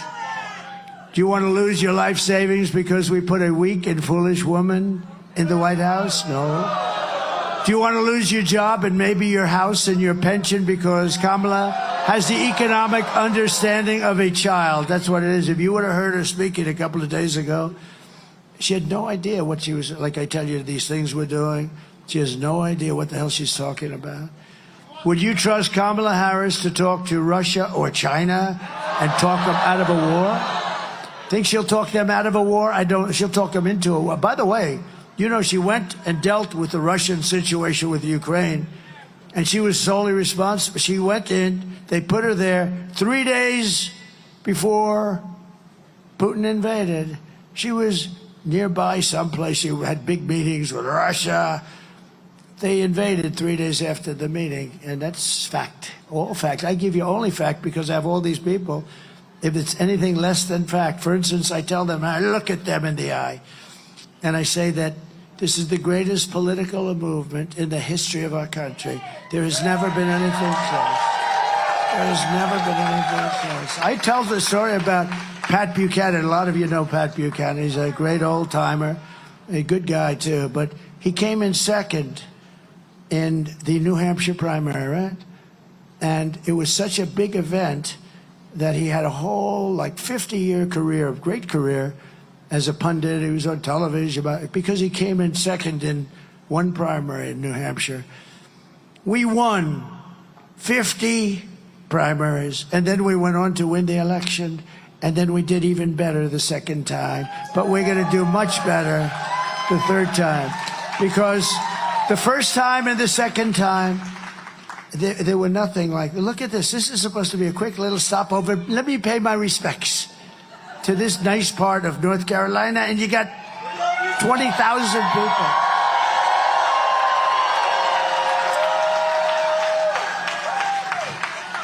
No, this is the greatest political movement, and let me give you a little information. If we win on Tuesday night, and I do hope they're going to call it on Tuesday night. You know, you spend all that money on machines. For 8% of the cost, you could have paper ballots and have real security and one-day voting, voter ID, identification of the country. In other words, it would be okay. We'd like to have, identification that you're a citizen of the United States of America. But voter ID, how about Gavin Newsom? Did you see what he did? They passed a bill in California where you are not allowed to even ask anyone. Not only don't you have to have voter ID, if you work for the state, if you work for anybody, no matter who you are not allowed to even ask anybody for voter ID. I don't think we'll pass that in North Carolina. No? Fellas, no? I don't think that you guys are going to pay. We got a lot of the big shots from North. I have a feeling that won't be before your legislature too soon, right? No, but think of that. May I see your voter ID, please? Arrest him! The only reason they do that is because they want to cheat. You know, there's no other reason. They want to cheat, and they do cheat. They cheat like hell. That's why we say too big to rig. Nothing is more dangerous than to give immense power to a very weak, incompetent, and low IQ person like Kamala. She's a low IQ person. She can't. I'm not allowed to say that. A lot of wisecracks from the peanut gallery over here, Mr. Chairman. A lot of wise guys. You ought to figure these guys out. They could be good speechwriters, actually. At the end of the day, you need to ask yourself, can you afford to put someone this incompetent in charge of our country's future? And on top of it all, Kamala say she would not do one thing differently. I would not do one thing differently. From Joe Biden. Now think of this. That means she's disqualified from running for president. Take a look. Would you have done something differently than President Biden during the past 4 years? There is not a thing that comes to mind. I stood there on the tarmac watching you check your watch. The chaotic and deadly U.S. evacuation from Afghanistan stunned Americans and the world and cost the lives of 13 U.S. soldiers. Would you have done something differently? There is not a thing that comes to mind. More than 13,000 illegal immigrants convicted of murder have been caught at the border and then released into the United States. An Afghan national is in custody today after being accused of plotting an election day terrorist attack. The suspect entered the U.S. on a special immigrant visa. Gut-wrenching new details in the murder of Georgia nursing student Laken Riley. The illegal immigrant suspect, who cops say committed the heinous murder, is a Venezuelan national who crossed the unsecured southern border back in 2022. 2 men investigators say are in the country illegally from Venezuela are charged with capital murder in the death of Jocelyn Nungaray. A 5th illegal immigrant accused of attacking 2 New York City police officers over the weekend showed no remorse or regret. Would you have done something differently? There is not a thing that comes to mind. Only 18% say the economy is in excellent or good condition. US inflation has hit a new 40-year high, increasing by 9.1% over the financial year. Authorities saying Train Day Aragua, which has been linked with more than 100 criminal investigations here in the U.S., has now been found operating its criminal enterprise in apartment complexes. Were you the last person in the room? Yes.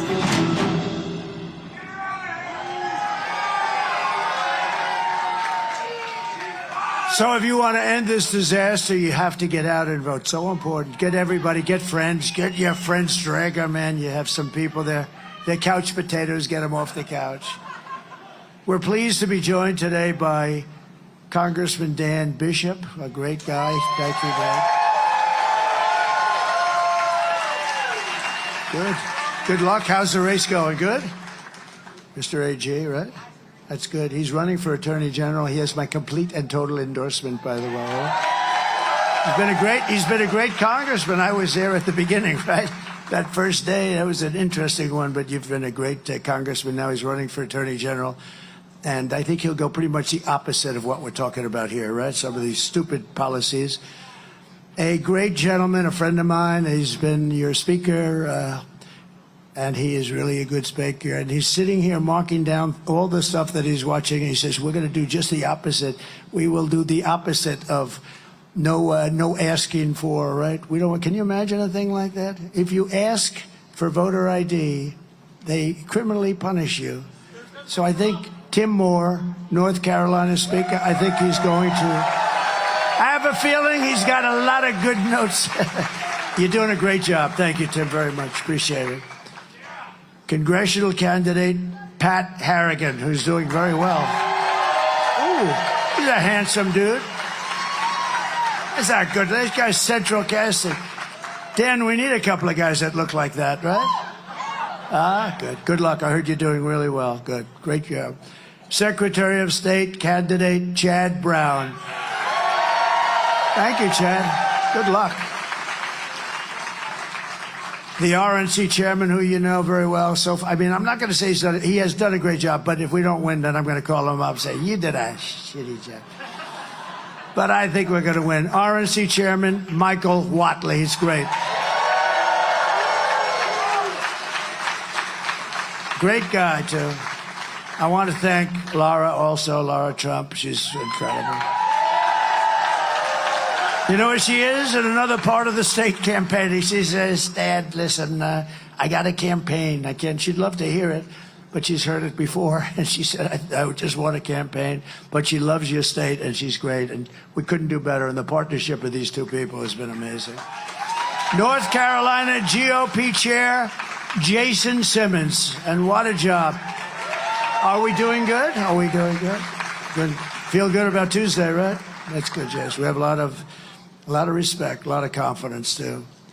Somebody that's been a friend of mine for a long time, an incredible attorney general for a long time, believe it or not. You look at her, she looks so young, but she's been in Florida, and she was tough and smart, but she was also very fair.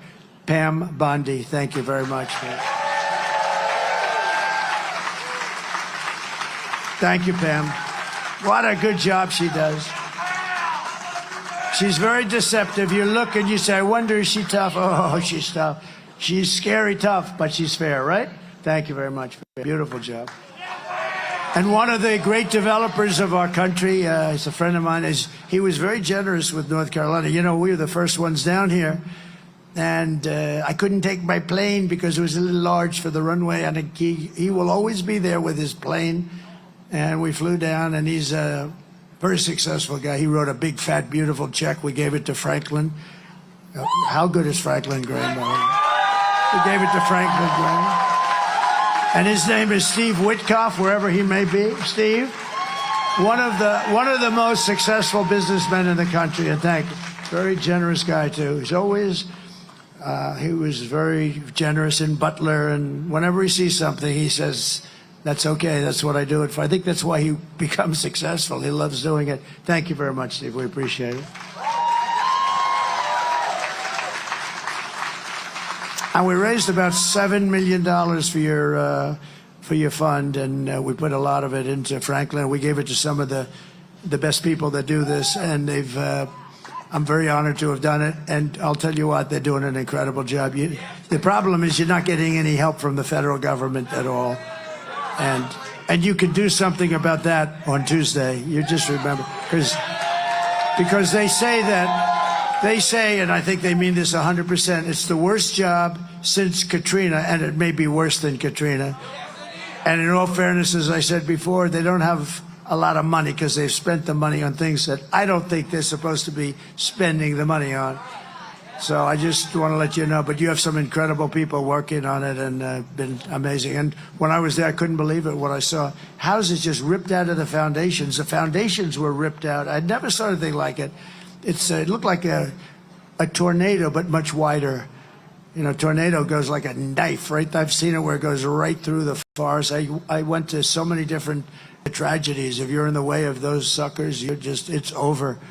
And I've seen where tornadoes go straight, and they may only be 15 or 20 yards wide, but if you're in that path, it is over no matter what. Big trucks, 18-wheelers turned upside down and found 100 yards down the road. Nobody's ever seen anything like that. And sort of this was a combination. This was water, tremendous water. We've never seen water like that. And the destruction was unbelievable, but it was very wide. It was almost the entire, I mean, it went to the tip of Florida.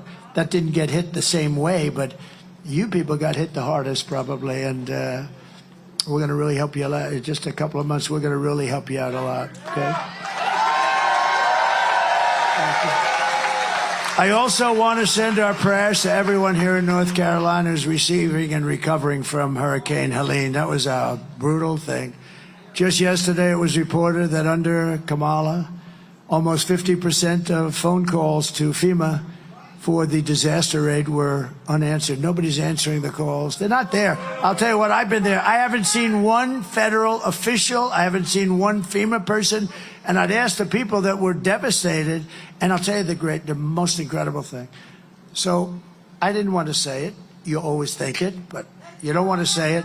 I said, wow, this is going to be devastating for the election, right? But then I said, but I don't care about that right now. I care about helping the people, which I mean. But here's the most amazing stat, and Michael would tell you, I thought if we got 50% of the vote from North Carolina, it would be great. If we got, which is bad for me because this was largely like a Trump-type area, people that have our values, our policies, et cetera, et cetera. This was really, and I would have been happy with 40 or 50%. Nobody had any idea. Then it starts, as you know, the early voting. And up till today, it's just about over with the early voting, you broke the all-time record for voting. Can you believe it? Right? Now, who would have thought that? I mean, you have people with no houses. You have people, I mean, many people died. People don't, they were missing. Missing is bad, real bad in the case like this with his water like that. But they were missing. Some will never be found. But who would think that you broke the all-time record? That means you people are incredible. The heart, incredible. When I heard that, I said, I don't believe it, I don't believe it, but it is an amazing place. I will get you the help that you deserve, but here are the facts on Kamala. She's a radical left Marxist, rated even worse than crazy Bernie Sanders or Pocahontas. Do you know Pocahontas? She destroyed our economy. She was an original creator of defund the police movement, and anybody who wants to defund the police for even 1 week is not worthy of being the President of the United States of America. Kamala vowed to abolish ICE. She pledged to confiscate your guns. Would anybody like to give Kamala their gun? Please raise your hand. We'll pick it up immediately.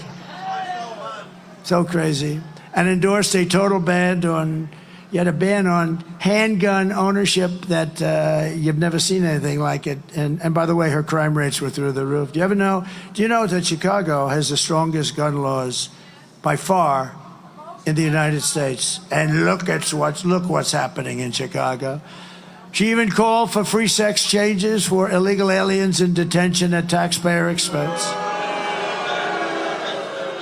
And perhaps most importantly of all, she lied about working at McDonald's. She never worked at McDonald's. She never worked at McDonald's. So in conclusion, with your vote this November, we are going to fire Kamala and we are going to save America. We will cut your taxes, end inflation, slash your prices, raise your wages, and bring thousands and thousands of factories back to America and back to North Carolina. And we're going to bring those furniture guys back. Some of them are a little older now. Tell them to get ready. They're going to have some good years left. We will build American. We will buy American. We will hire American. I will end the war in Ukraine, which would have never happened if I was president. I will stop the chaos in the Middle East, and I will prevent World War III. We're very close to World War III. Very, very close. We will crush violent crime and give our police the support, protection, resources, and respect that they so dearly deserve. We will strengthen and modernize our military. We will build a missile defense shield, the biggest one anywhere. We're going to build it over our entire country, and a lot of it's going to be made right here in North Carolina. Made in the USA. Going to be made in the USA.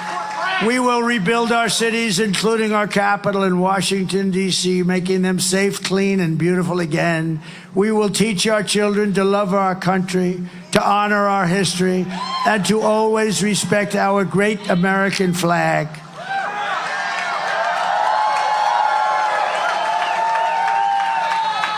And we will put in a bill that if you burn our flag or destroy our flag in any way, it's 1 year in prison.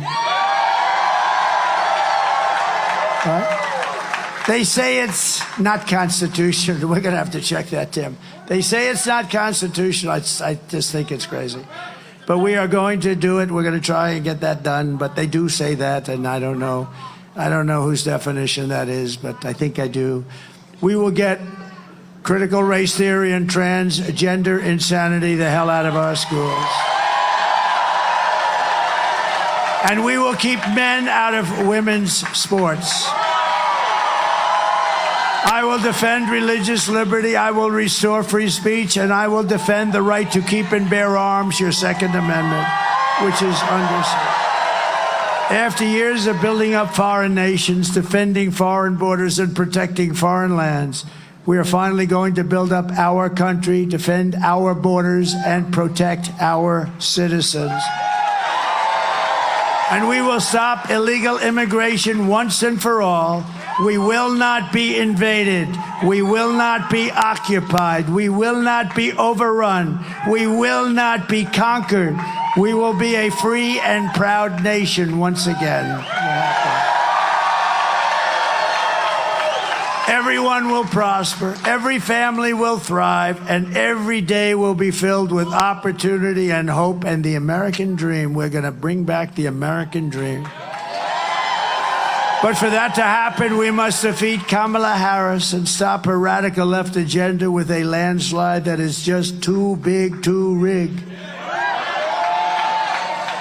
So you have to get out. You have to get out and vote. I'll tell you what. A couple of days, Tuesday, you got to just wake up, and no matter what the hell you're doing, there's nothing that you can do more important. You want to take care of your house. This is more important. You won't own your house anymore. You gotta get out. You gotta vote, because our country is being destroyed. Our country is under siege from the radical left lunatics, and we can't let it happen. You have to get out. For the past 9 years, we have been fighting against the most sinister and corrupt forces on earth. With your vote this election, you can show them once and for all that this nation does not belong to them. This nation belongs to you. It was hardworking patriots like you who built this country, and 3 days from now, it is hardworking patriots like you who are going to save our country. You're going to save it. After all we have been through together, we stand on the verge of the 4 greatest years in American history. That's true. This is so important. This is the most important election you've ever voted in, and I really believe it potentially is the most important election we've ever had. With your help, from now until Election Day, we will restore America's promise, and we will bring back the nation that we love. We're going to bring it back. We're going to bring it back fast, too. We are one people, one family, and one glorious nation under God. We will never give in. We will never give up. We will never, ever back down, and we will never, ever, ever surrender. Together, we will fight, fight, fight. We will win, win, win. We will vote, vote, vote.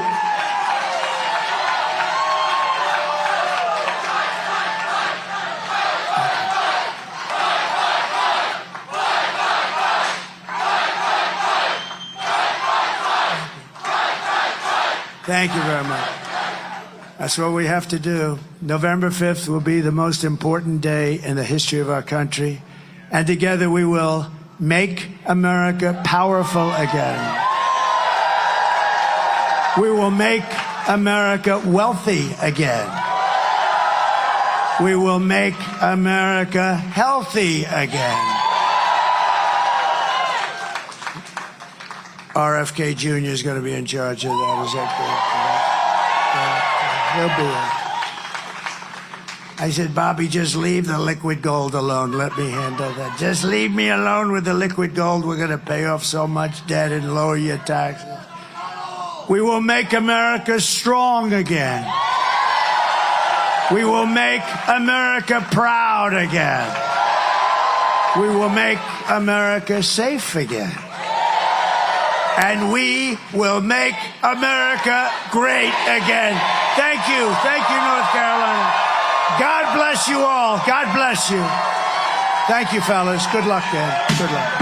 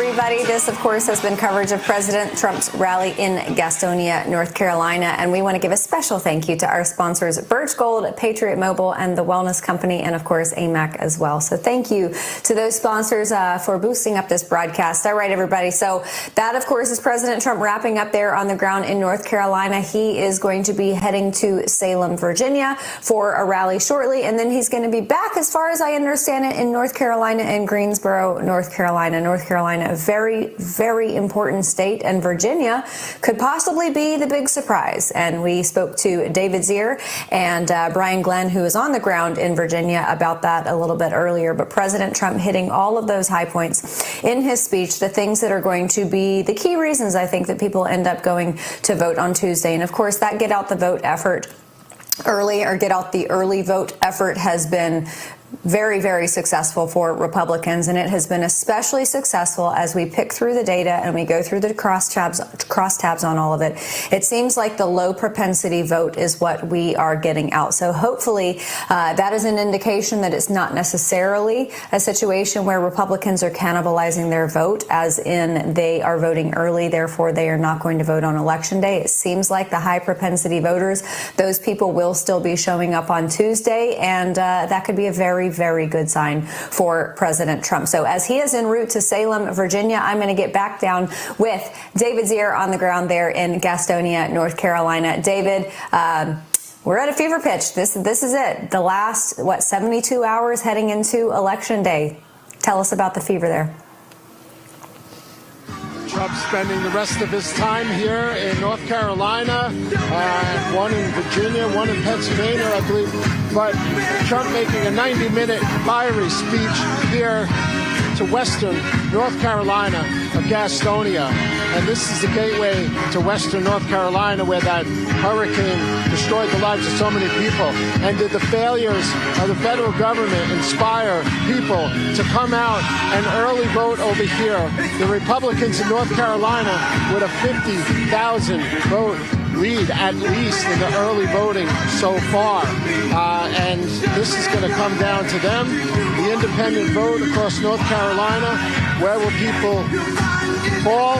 And everyone I talked to today on the ground, small business owners, builders, suppliers, salespeople, all hurting, can't make ends meet, retirees on fixed incomes, speaking out, lashing out, saying they can't go another 4 years like this.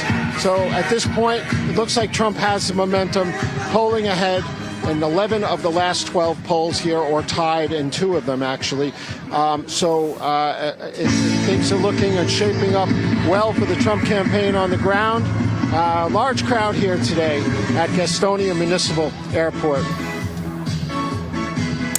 Yeah, David, and I remember you talking about that statistic with respect to the polls, 11 out of 12 favoring President Trump. And just before we went to President Trump, that man on the street video that you got was absolutely golden, of that woman saying that, that this could be the big secret of this election. So many people that she speaks to who whisper in her ear, I'm a Democrat, but I'm voting for Donald Trump. And it is becoming the case in this election where you are seeing more high profile people come out of the woodwork for President Trump. And I think that these are the people who are willing to speak out, who are willing and able to put their livelihoods and their reputations on the line. But for a lot of people out there in America, they are suffering so badly under Bidenomics that they can't afford to do that. But they're going to go in that voting booth, and they are going to vote the way that is going to prosper their families. David Zier, always incredible coverage. Thank you, sir. And we'll see you at the next location. And for everybody, Jason Myers is on stage there in Salem, Virginia. So we're going to dip into that coverage.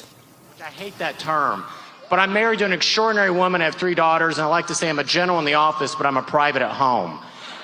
And I remember my wife sent me up on a run up to the grocery store, and I pull in and I saw a red sticker, and I'm like, oh, maybe that's a friend. Let me see what it is. And I looked closer, and it said, not Make America Great Again, it said Make Groceries Affordable Again. And I thought, that's this election. Under Kamala Harris, it's just harder to get groceries, to put gas in your car, to pay your rent, and get a mortgage. Folks, when Donald Trump left office, the average household income to be a first-time home buyer in America was $59,000. Do you know what it is now, just 4 years later? $105,000. Folks, I'm going to ask you guys a question. How many of you in this room have already voted for Donald Trump? Raise your hand. For those of you that haven't yet to vote, how many of you are going to vote by Tuesday for Donald Trump? That's what I love. Folks, I travel all around the Commonwealth. This is an extraordinary place. But I get asked sometimes, you know, my last name's a little different. They say, what kind of name is Miyares anyway? And I like to say, well, it's Southern. It's really deep South. But the reality is this country gave the Miyares family a second chance from communism when my mother fled Cuba. And she said something to me recently this really stopped me in my tracks. She said, I never thought some of the things I would see in Cuba I'm seeing in America today. The rampant calls by some quarters for socialism. It's amazing the people most against socialism are the people that have actually had to live under it. The lawfare, going after the political enemies. She's like, America is where I fled to. Folks, it is indeed that last best hope on earth. And so I'm asking each one of you to not just go vote, but talk to 10 of your neighbors. Because the decisions we make in the next 48 hours are going to impact America for the next 48 plus years. Because you know what, at the end of the day, yes, we have Donald Trump on the ballot, but you know what we really have on the ballot? Freedom and USA. USA. USA. USA. USA. USA. USA. Okay. Folks, I will end with this. President Reagan once made this observation about us. He said, of all the countries in the world, the United States is the only country, the only one, in which our national anthem actually ends with a question. Are we still the land of the free and the home of the brave? I think that's by design. I think that's a question that has to be answered by every generation. I think it's a question that has to be answered by every single person in this room today. And I don't know about you, but I'm ready to answer yes. Are you ready to answer yes? Are you ready to answer yes? Thank you all. God bless you all.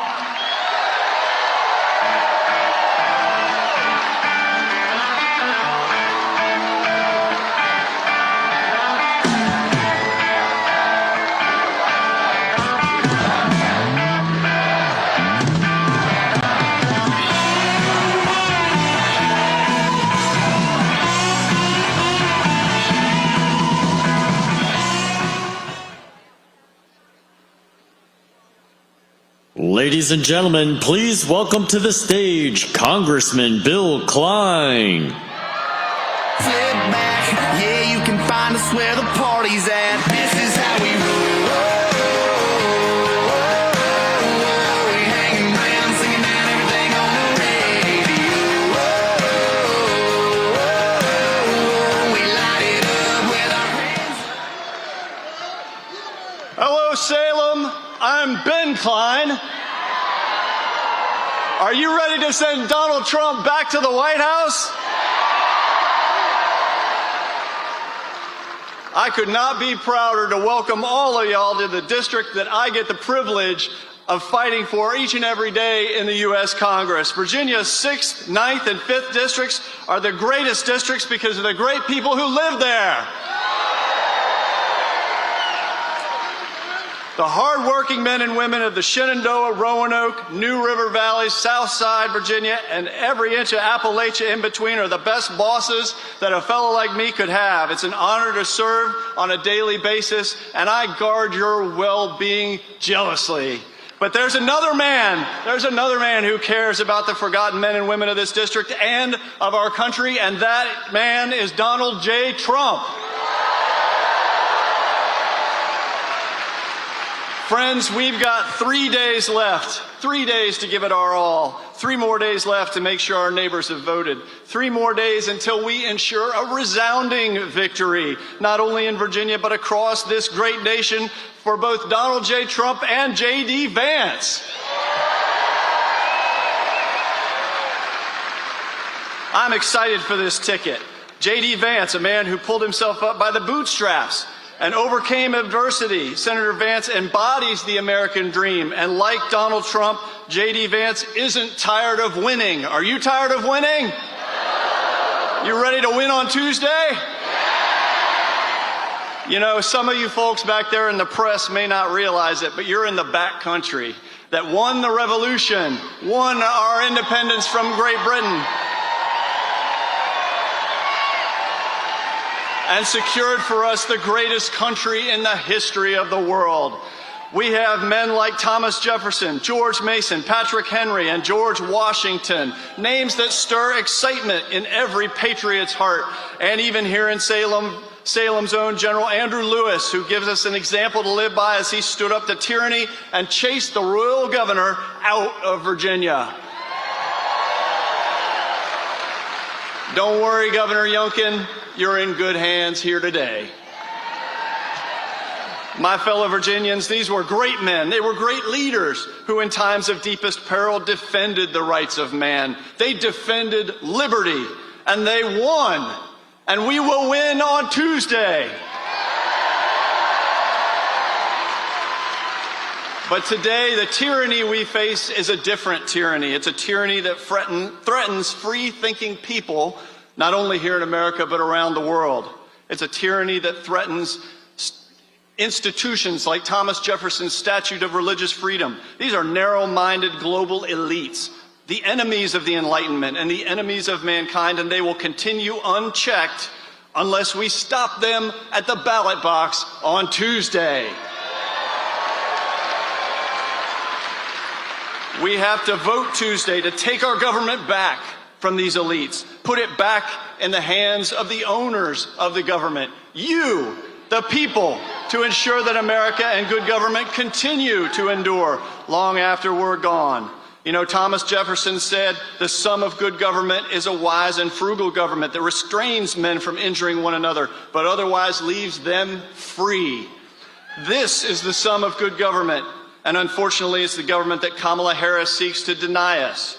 She will deny us our free speech. She will deny us our free markets. She will, however, grant free cell phones to illegal immigrants. You know who's going to fix that? Donald J. Trump. You know, Kamala Harris has had nearly 4 years and things just get worse. Everything she touches turns to garbage. Oh, wait. No, after what Joe Biden said the other day about all of us, that's an insult to garbage. You know, with over 10 million illegal immigrants pouring across the border, drugs pouring across the border, killing those we love. The cartels have gotten more than 34 tons of fentanyl across the border. They're getting rich while Americans suffer. So what's Kamala's plan? She wants to make every state a sanctuary state. She backs amnesty for millions of illegals, free taxpayer housing, jobs, health care for illegal border crossers, and she wants you to pay for their new gender transition surgeries while they're in prison. Well, Donald Trump won't let that happen. He will fight for you, and he'll do it because he knows that a country without borders is no country at all.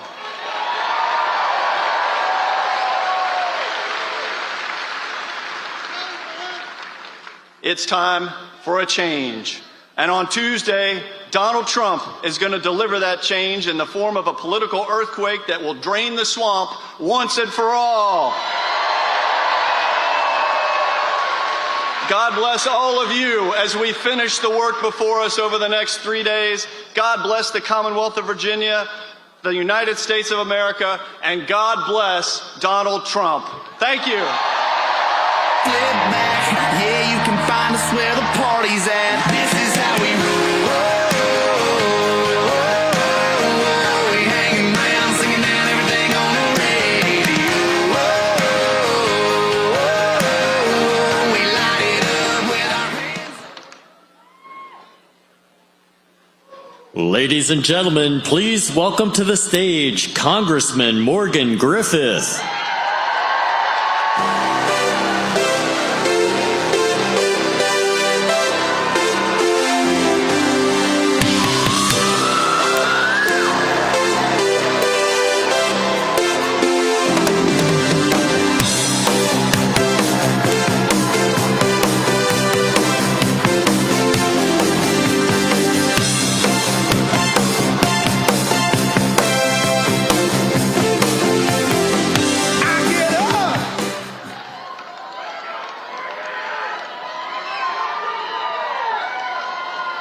are currently sitting in the 6th District of Virginia, but just a few yards away is the 9th Congressional District, which I happen to have the pleasure of representing.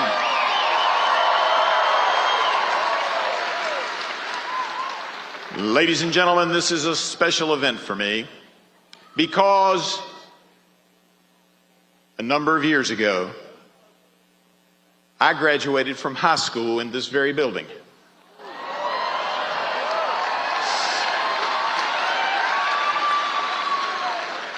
And that high school was Andrew Lewis High School that was just mentioned by Ben Klein, Revolutionary War general. And last year, I was sitting right about here when my son Davis graduated on that end of the room.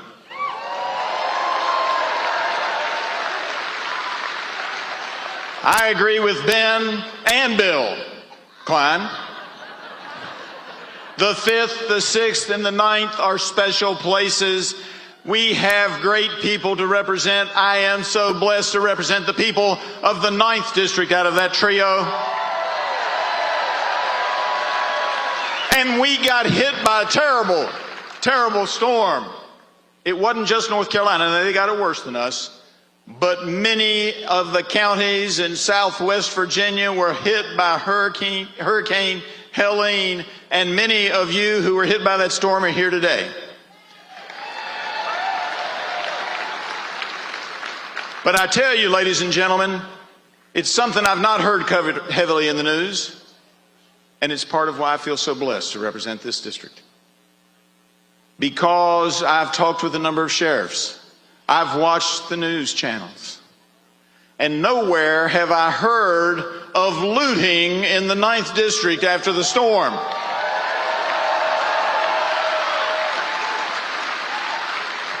Our people don't look for a way to take advantage of other people in their time of strife. They look for ways to help their neighbors and their friends and their church-going families.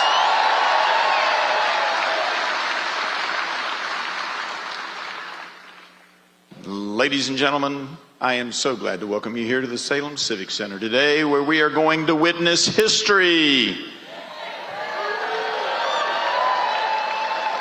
The once and future President of the United States, Donald J. Trump, will be here shortly to give one of his classic speeches.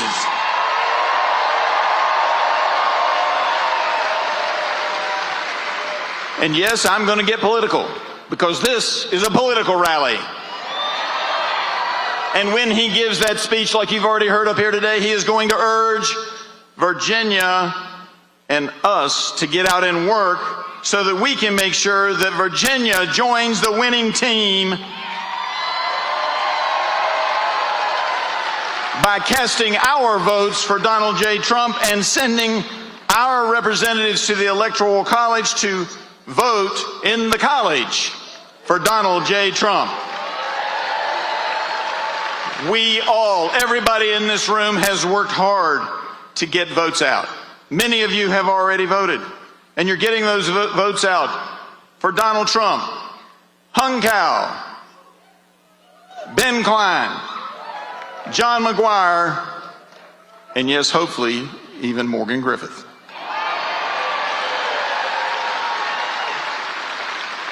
I've been tracking the 9th District the whole time. We're doing all kinds of things to get the vote out.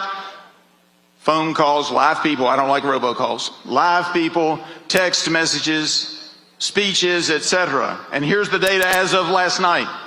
In the 9th Congressional District, 173,711 people have voted by early voting means. And my analyst who tracks all of this says computer modeling says out of that 173 plus, 831 of them are modeled as Republican voters.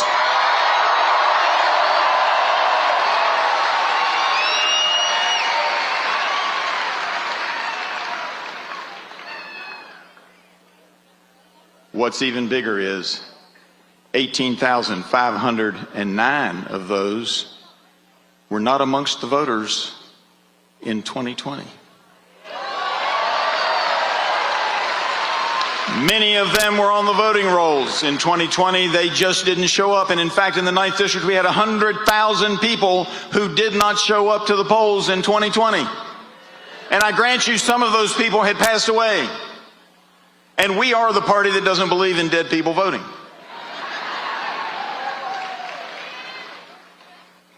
But we have to find those people and get them out to vote. We all must do a little bit more. And you've heard people say, get 10 people out. And some of you are sitting there going, there's no way I can get 10 out. Look, if you get 1 or 2 out, it will help us win Virginia for Donald Trump.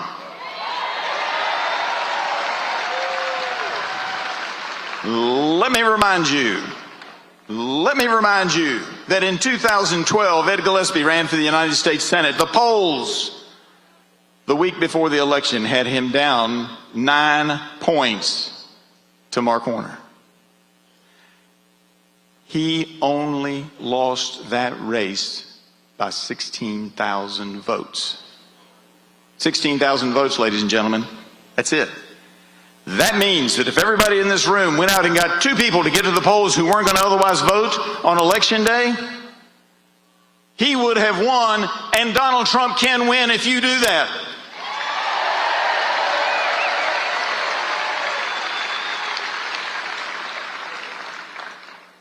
The pollsters in the media said he didn't have a chance. I've heard Democrats say that, why is Trump coming to Salem, Virginia? He doesn't stand a chance. Ladies and gentlemen, let me tell you why. It's because Virginia is in fact in play.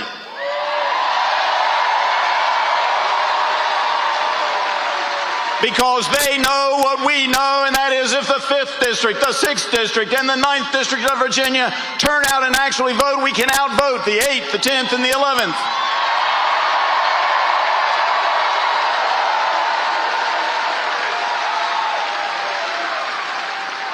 So I ask you to go out and find those people who are not likely to vote. Give them a nudge. Give them a nudge. Find the elderly person who's unsure of their ability to drive or get to the polls and offer to drive them. Give them a ride on Election Day. Find that young person, particularly those who go to church, and tell them the facts. Talk about Jesus is Lord.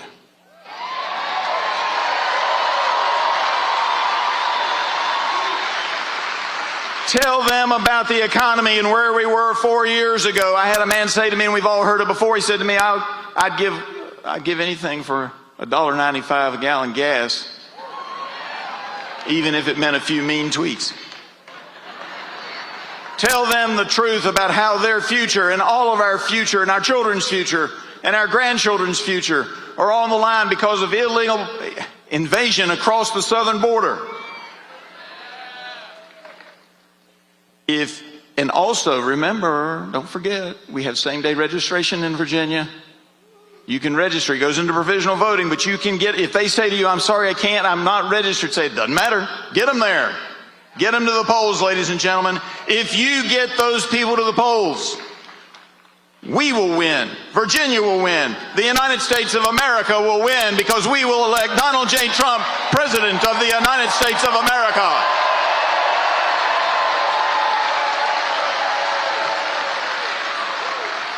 I have been very blessed. I have been very blessed. Most of you have been very blessed. Let us hope that God will continue to bless the United States of America. God bless you all.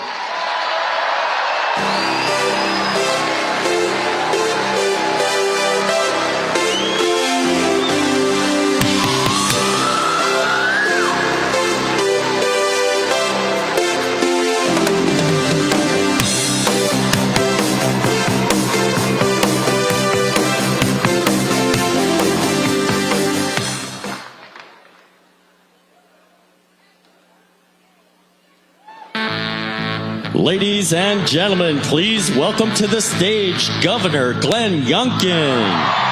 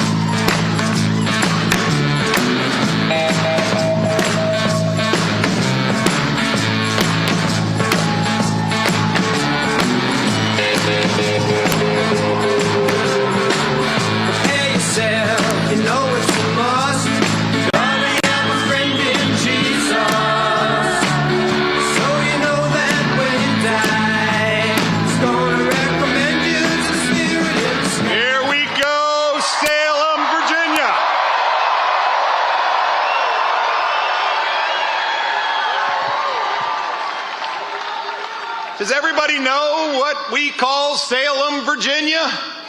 Championship City.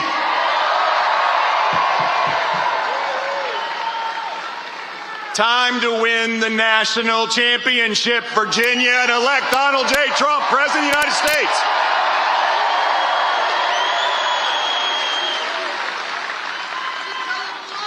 Man, there's a lot of you out there.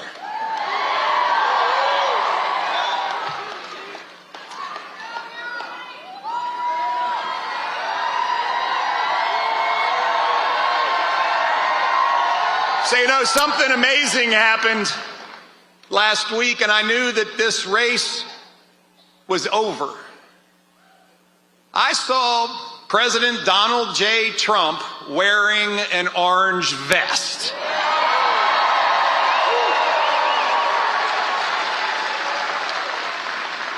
Now, you know, I prefer red,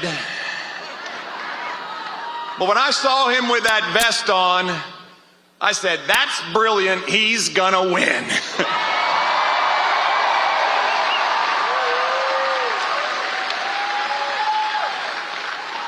What a moment. What a moment when we see our future president standing with Americans saying, I am one of you, you can trust me.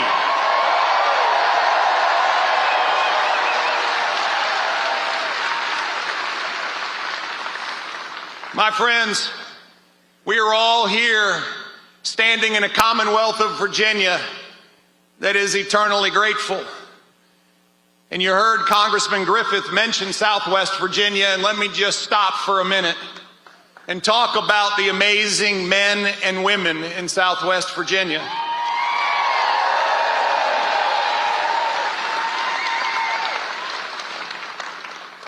On that Saturday morning after Hurricane Helene blew through, I found myself in Damascus.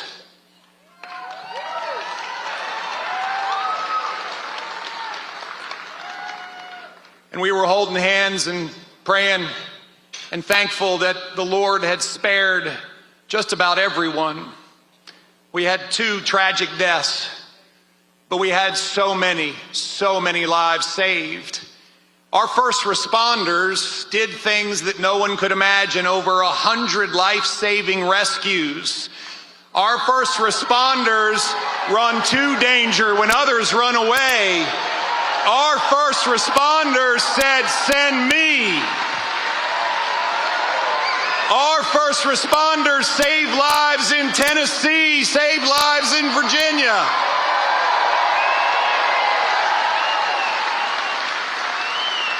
God bless our first responders. Virginians came together. You know, lots of people, when they lose everything, might give up. Not Virginians. Lots of people, when they lose everything, might in fact run away. Not Virginians. And that's because Virginians are tough. Virginians have grit. Virginians understand that when things are rough, we fight, fight, fight. That's what we do.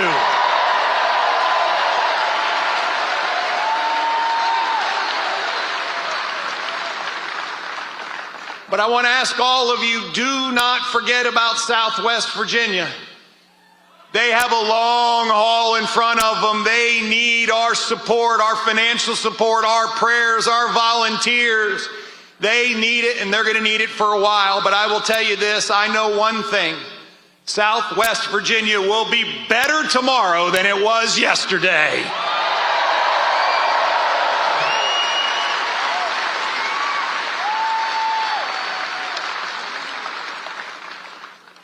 My friends, if you didn't know it, elections have consequences.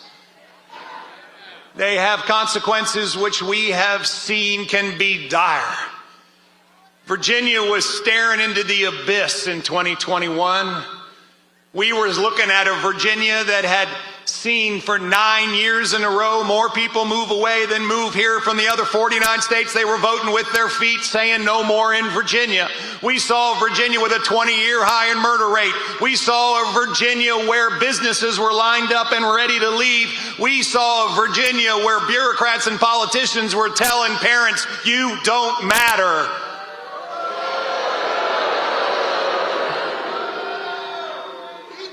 My friends, elections have consequences.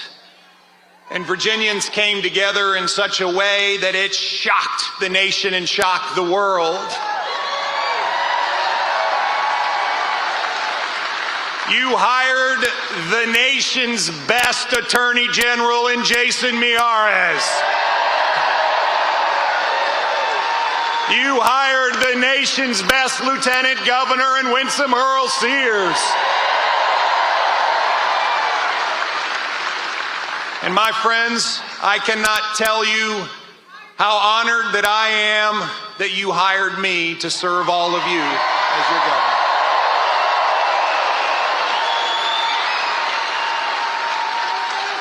But you see, elections have consequences. Because of Virginia that was bottom third in the nation in job growth, a Virginia that, yes, saw companies moving away left, right, and center, a Virginia that provided no hope, turned into the best business state in the nation.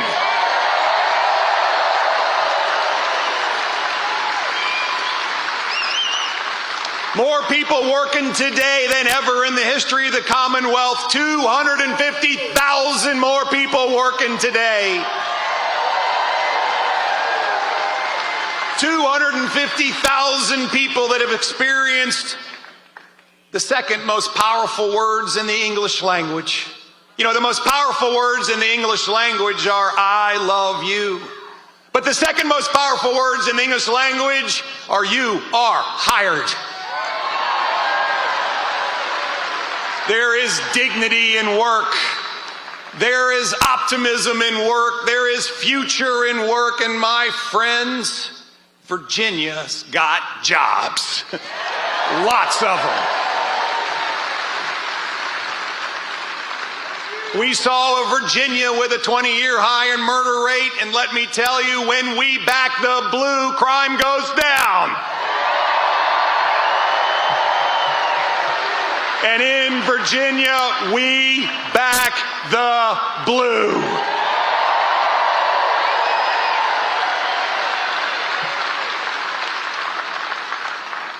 We saw a Virginia where parents were pushed out of their lives.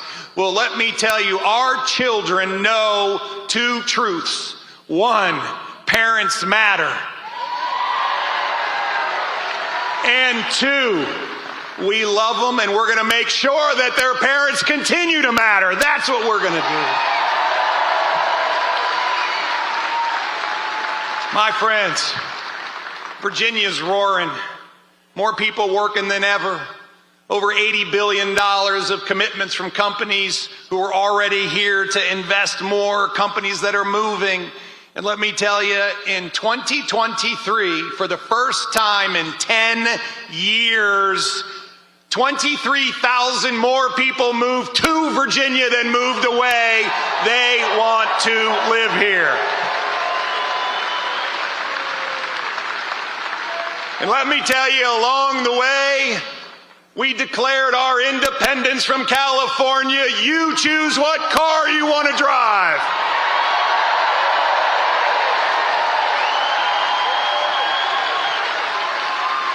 Along the way, we declared $5 billion of tax relief for Virginians. It's your money, not government's.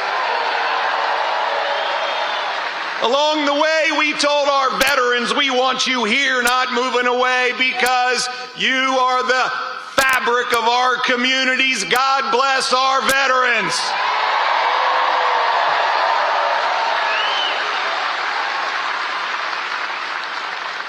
My friends, elections have consequences. This past General Assembly, you all gifted me with a veto pen, and I used it 200 times to protect your rights, to protect our Constitution.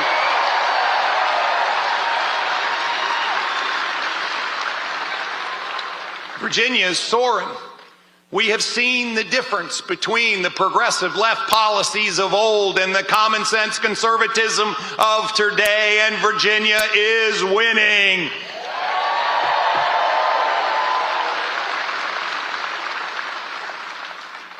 And then we've seen our nation over the last 3 years. We watched our nation suffer. A nation that truly has been and must be the greatest nation on the face of the earth. A nation that when Donald Trump was president had the most rip-roaring economy that lifted up all Americans. A nation that had a secure border. A nation that projected strength around the world. A nation that was the envy of the world. And Kamala Harris broke it.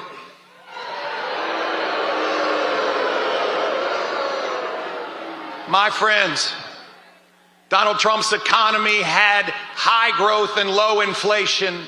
My friends, Donald Trump's economy saw more employment than we have seen. Donald Trump's economy understood that low inflation means more money in your pocket. Donald Trump's economy understands that money belongs to you, not the government.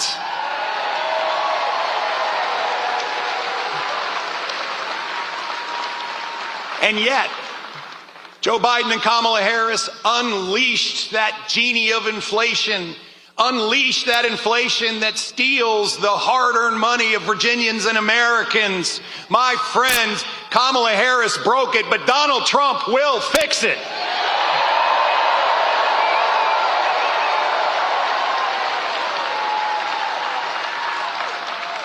During Donald Trump's presidency, we had a secure border.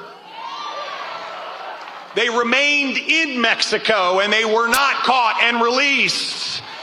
My friends, every state was not a border state. And as your governor, I see every day 5 Virginians die of fentanyl overdoses. I see a box truck driven by 2 Jordanian illegal immigrants try to crash the front gate at Marine Corps Base Quantico. I see our young people sexually assaulted by illegal immigrants. My friends,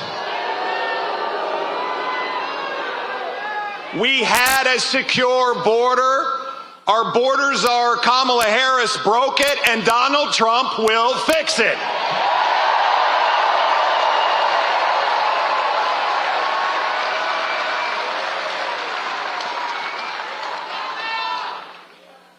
My friends, when Donald Trump was president, there were no new wars. And I will tell you, if he were president today, we would not have war in Ukraine, we would not have war in the Middle East, and China would not be threatening Taiwan, because they understand that America would be strong.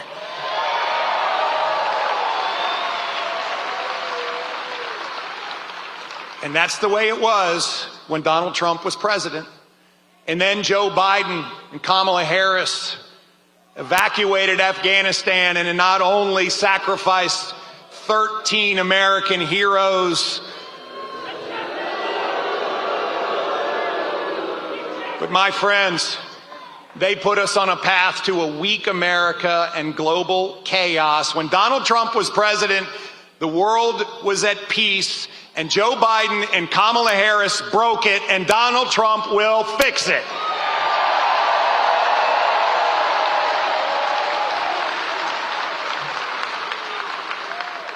Elections have consequences, and we have seen the consequences play out every single day as we have watched weakness from Joe Biden and Kamala Harris impact every single person in America.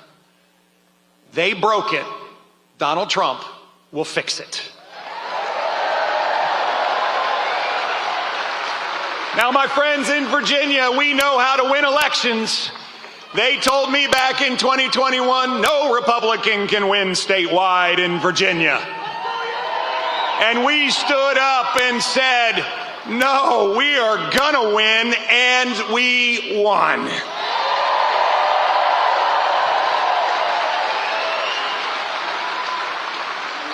And so I need to ask you to do 5 things.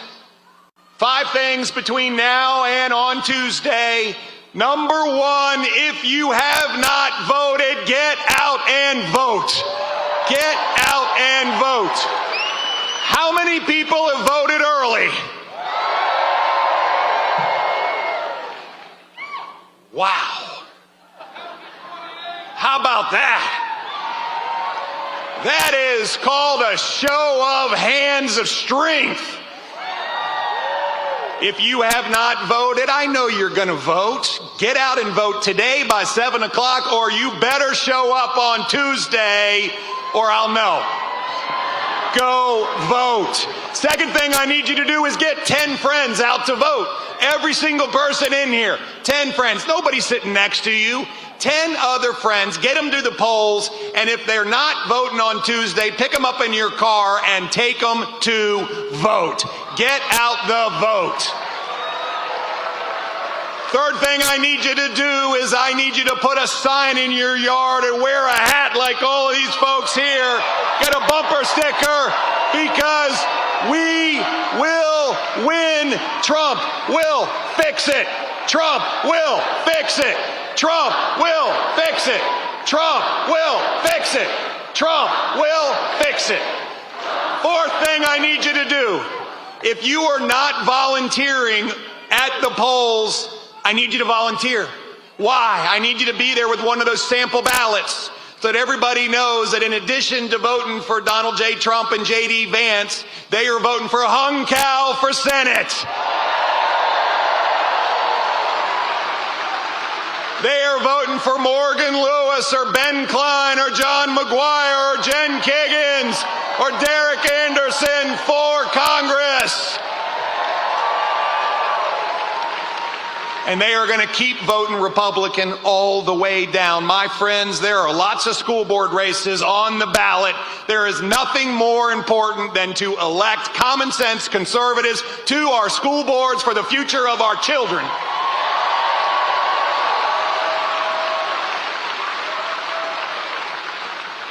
Last thing I need you to do is pray with me. My friends, there is a moment where we have done all we can do. We've voted. We've gotten 10 friends. We have put signs in yards. We have volunteered. We've donated. And what's left when we have nothing more is prayer. And so, my friends, if you would all take off your caps right now and let's pray together over this election in our country. Dear Heavenly Father, we come to you today in faith. And when you say that 2 or 3 are gathered in your name, you promise us you will be among us. And we ask you, Father, be among us today. We ask you to wrap every one of our candidates in a hedge of protection, wrap their families in a hedge of protection, give them the strength, allow their message to be heard, wipe the scales off of voters' eyes so that they can see truth. Father, we ask you to bless our nation. We love you, and we know you love us. Father, let your will be done, and God bless the United States of America. Amen.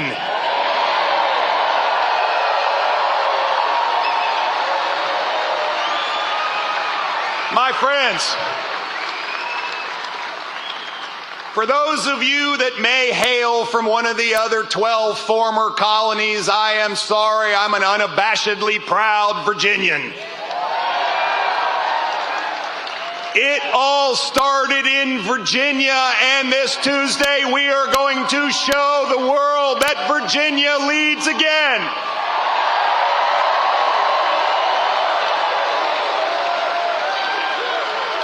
From the immortal words of Patrick Henry, I know not what course others may take, but as for me, give me liberty or give me death.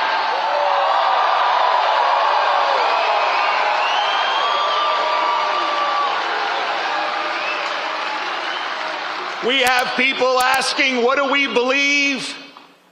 We believe that we have unalienable rights that are granted by an almighty God, not by a king and not by a dictator. And among these unalienable rights are life, liberty, and the pursuit of happiness.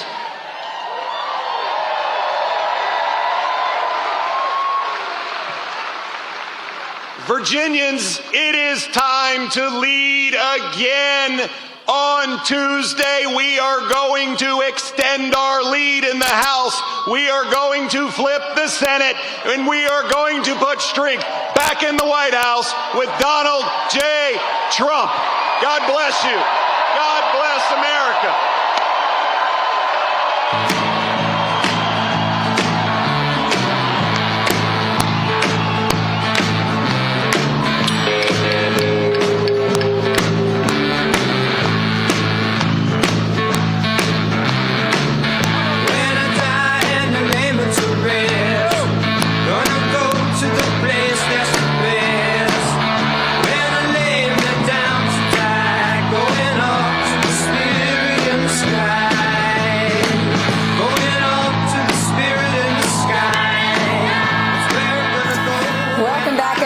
To our coverage of President Trump's upcoming rally in Salem, Virginia. That, of course, was Virginia's governor, Republican Governor Glenn Youngkin, there on the stage, firing up the people attending that rally. A huge show of hands of people who have already voted. And you got to ask the question, who's going to be left to vote on Election Day? And I certainly hope that it's a lot. All right, everybody, before we get to Brian Glenn there on the ground, it is Free Trump Knife Saturday. For all of you tuning in, freetrumpknife.com is handing out limited edition collectible knives today in honor of today's rally. And we are giving away 250 collectible knives. Just cover the cost of shipping for $10. Add this patriotic knife to your collection and keep America great with this collectible piece. We are spreading Trump's reach and support through this limited time promotion. So give it as a gift or keep it for yourself. As time passes, more and more Trump-related memorabilia could surge in value. So they're going to run out, so act fast. Head on over to freetrumpknife.com to claim yours today. Support today's Real America's Voice coverage by supporting freetrumpknife.com. All right, everybody. So as I said, we've got our correspondent Brian Glenn there on the ground. Brian, a very, very fiery speech by Governor Glenn Youngkin there. It seems like he's got almost as much appeal there as President Trump does. He's very well liked in this state. I'm getting a little bit slapped back in my IFB for you guys back in the studio to work on that. He's loved here in this state. He's done so much, I think, to turn the tide in the Commonwealth of Virginia, and he ran a lot on some of the social issues of keeping boys out of girls' locker rooms in schools and out of women's sports.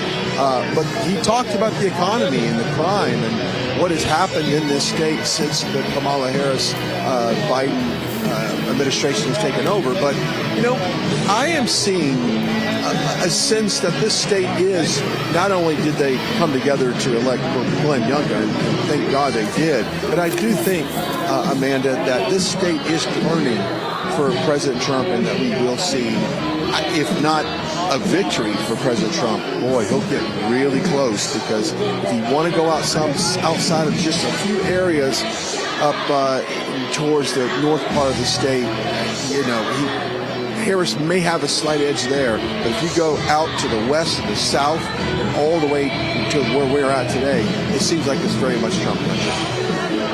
Yeah, Northern Virginia is definitely the bluest area of that state. I always say when America starts another war, it means that there are a bunch of people in Northern Virginia who need to upgrade their kitchen or their back house. I want to bring in Jeff Cruaire. Go ahead, Brian. Did you have a comment?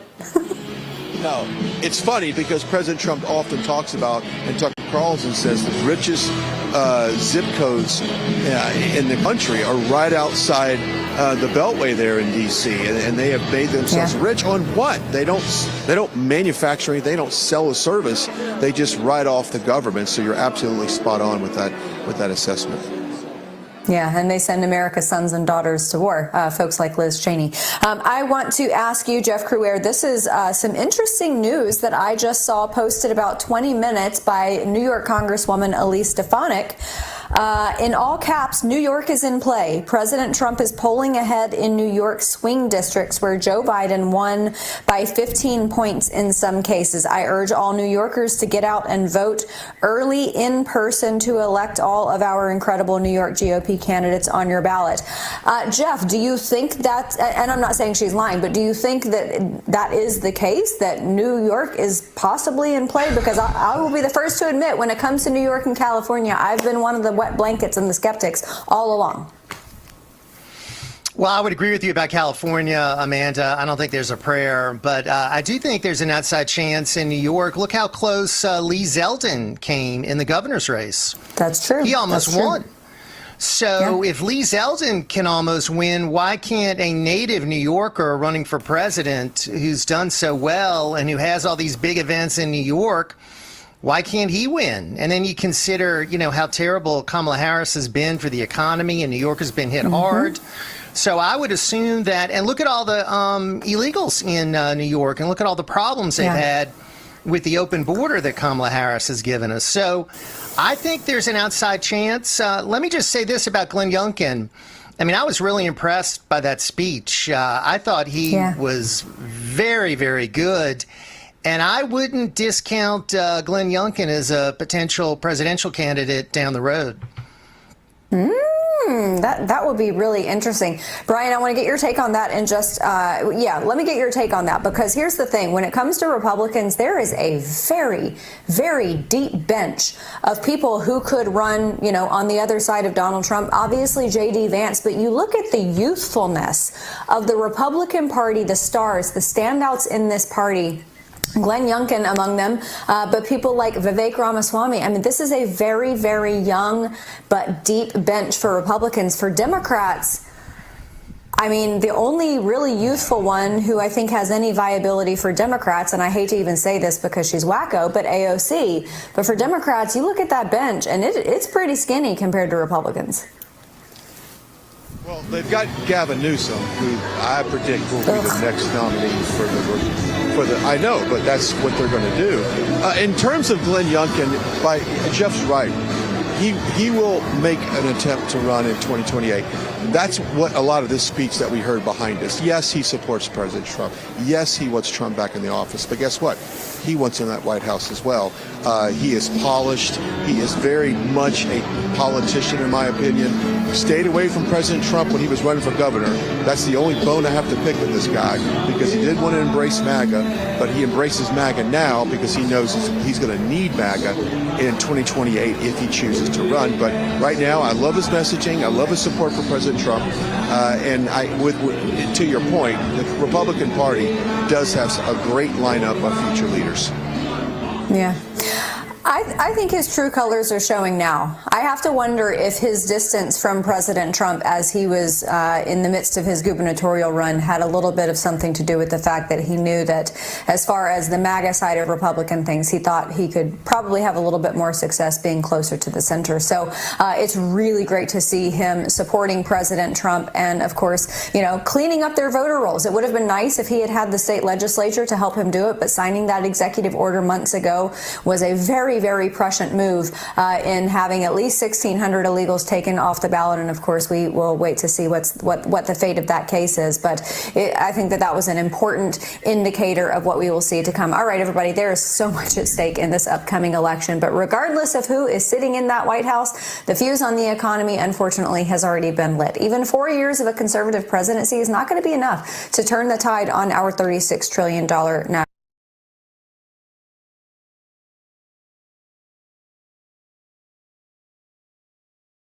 national debt. And if the left wins, get ready, because it's going to be like throwing gas on a dumpster fire. And you don't have too much control over the election's outcome, but what you can do right now is protect your savings by diversifying into gold with the help of Birch Gold Group. For millennia, Gold has stood firm in the face of greedy governments, economic upheavals, and global strife, and it can protect you now. Birch Gold will help you convert an IRA or a 401k into an IRA in physical gold. It's tax-free, and it's penalty-free, and it's not going to cost you a penny out of pocket. And in the past 4 years, the buying power of the U.S. dollar has declined, and the price of gold has increased 40%. Coincidence? So text the word America to 989898. Get your free info kit on gold and trust Birch Gold to protect your savings. Text America to the number 989898 today. All right, everybody, we're going to take a quick break, and we'll see you on the other side.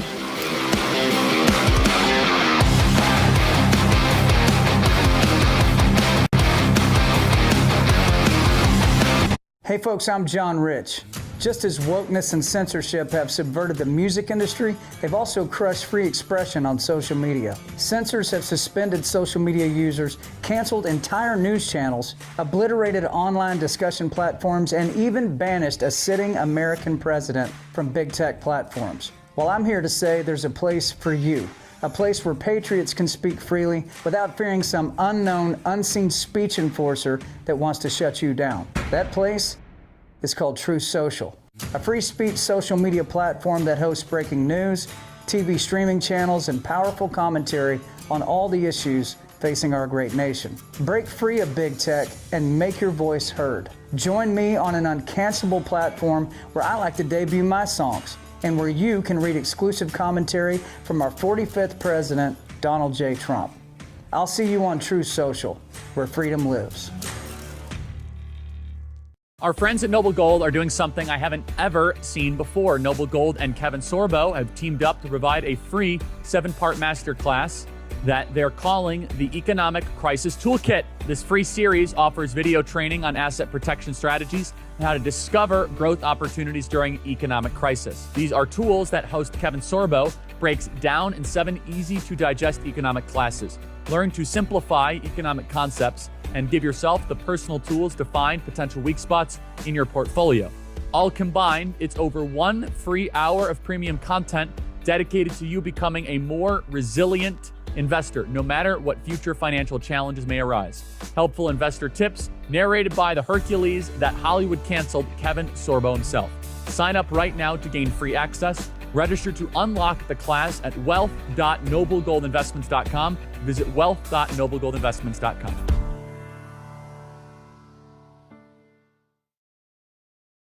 Donald Trump is fighting to save America from Kamala. Really trust her to run this country for the next 4 years? How have the last 4 years gone under him? Well, your tax dollars are being funneled overseas and to support illegal immigration. They've left our people behind, offering just $750 in aid as if that's enough. With political insanity that we're living through, supply chain shortages, natural disasters, and the looming threat of another pandemic, you need to prepare your family now. The Wellness Company offers 5 critical medical kits packed with life-saving medications like ivermectin, hydroxychloroquine, amoxicillin, Z-Pak, and more. Each kit is backed by Dr. Peter McCullough. Ordering is simple. Just a few clicks and it's delivered to your door. Head to twc.health/voice and use code VOICE to save up to $60 off. That's twc.health/voice and use code VOICE to save up to $60 off plus free shipping right now.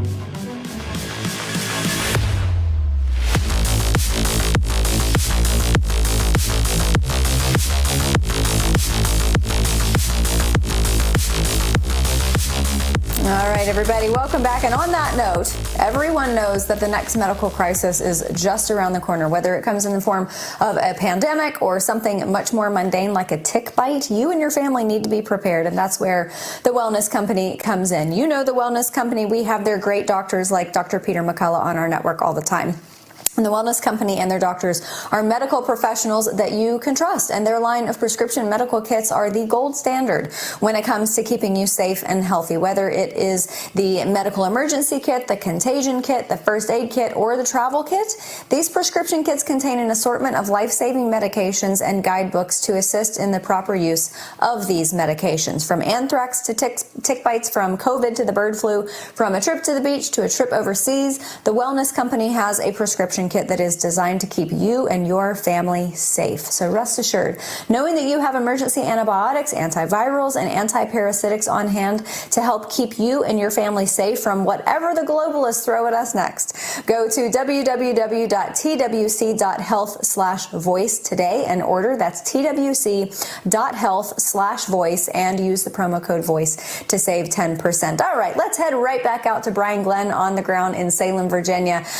Brian, get us inside the room there. What's this venue? Are there a lot of people waiting outside?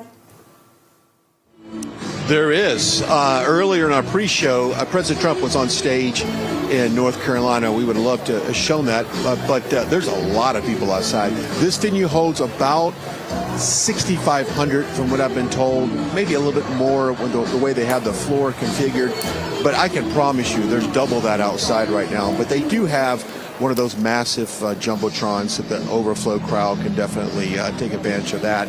But it's a civic center. It's a little bit of a outdated civic center. Amanda, you'll appreciate this because we're music people. I walked in here and I thought to myself, this looks like a venue that like Ozzy Osbourne or Huey Lewis in the News might have played back in the 80s. It's got that civic center feel to it, but yeah, but it's packed out. A lot of people here. Still people are wearing the orange reflective vests. A few trash bag people as well, kind of carrying that over from Halloween. But yeah, the mood is great. I mean, look, I don't know about you, but I am having a hard time sleeping at night because I have anxiety of what's coming on Tuesday. It's a good thing. It's an anxious, positive anxiety. But I think everyone here, Amanda, is really excited because this started. Think about this for a second. This movement, this political movement to get him back to the White House started right after the 2020 election. I mean, the very next day that everything was solidified. And I was there when President Trump left Joint Base Andrews on the 20th, flew back to Florida on Air Force One. That was his last trip. And you know what? I'm going to be here when he comes back. And I really feel like for me, this has been a long journey. This has been a long campaign season, and I'm ready for it to end. And I'm ready for these people to get fired up. I want them to they know the issues, they know the policies, Amanda. We just need people to vote.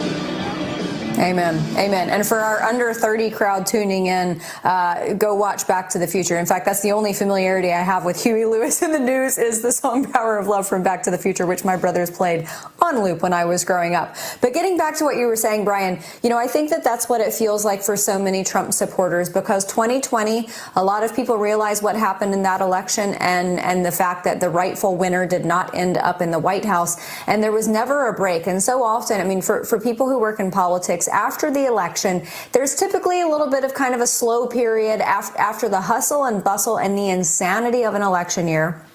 After the election, there's usually a bit of a breather between that and the inauguration.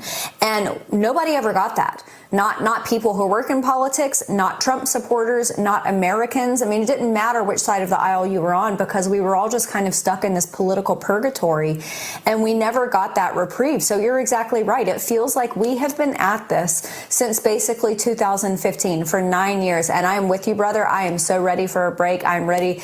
I feel like I'm going to want to sleep for an entire week after this, but of course that's not possible. And I know that's not going to be possible for you, but you've been living on about 4 hours of sleep. I think that's the last I heard from you. I want to ask you about something that David Zier spoke to one of the people at the Gastonia rally about. And I'm just going to paraphrase this woman. I'm probably butchering exactly what she was saying, but the spirit of her sentiment was, there are a lot of secret voters in North Carolina, people who will whisper to their friends who support Trump, I'm a Democrat, but I'm going to be voting for Trump. I feel like Virginia is probably one of those places where that type of secret is floating around too. I think so, and actually President Trump does talk about that as far as people, they don't really let their opinions be known on social media. They don't put a sign in their yard. They don't put up a bumper sticker on their car, but when they walk in the voting booth, they are going to hit Trump and then walk right out and let their vote count. Glenn Youngkin, or one of the speakers earlier, not Glenn Youngkin, but someone else said that about 18,000 new voters turned out in the early voting this year. in regards to last year. In other words, they did not vote in the 2020 election, but they're now voting in this election.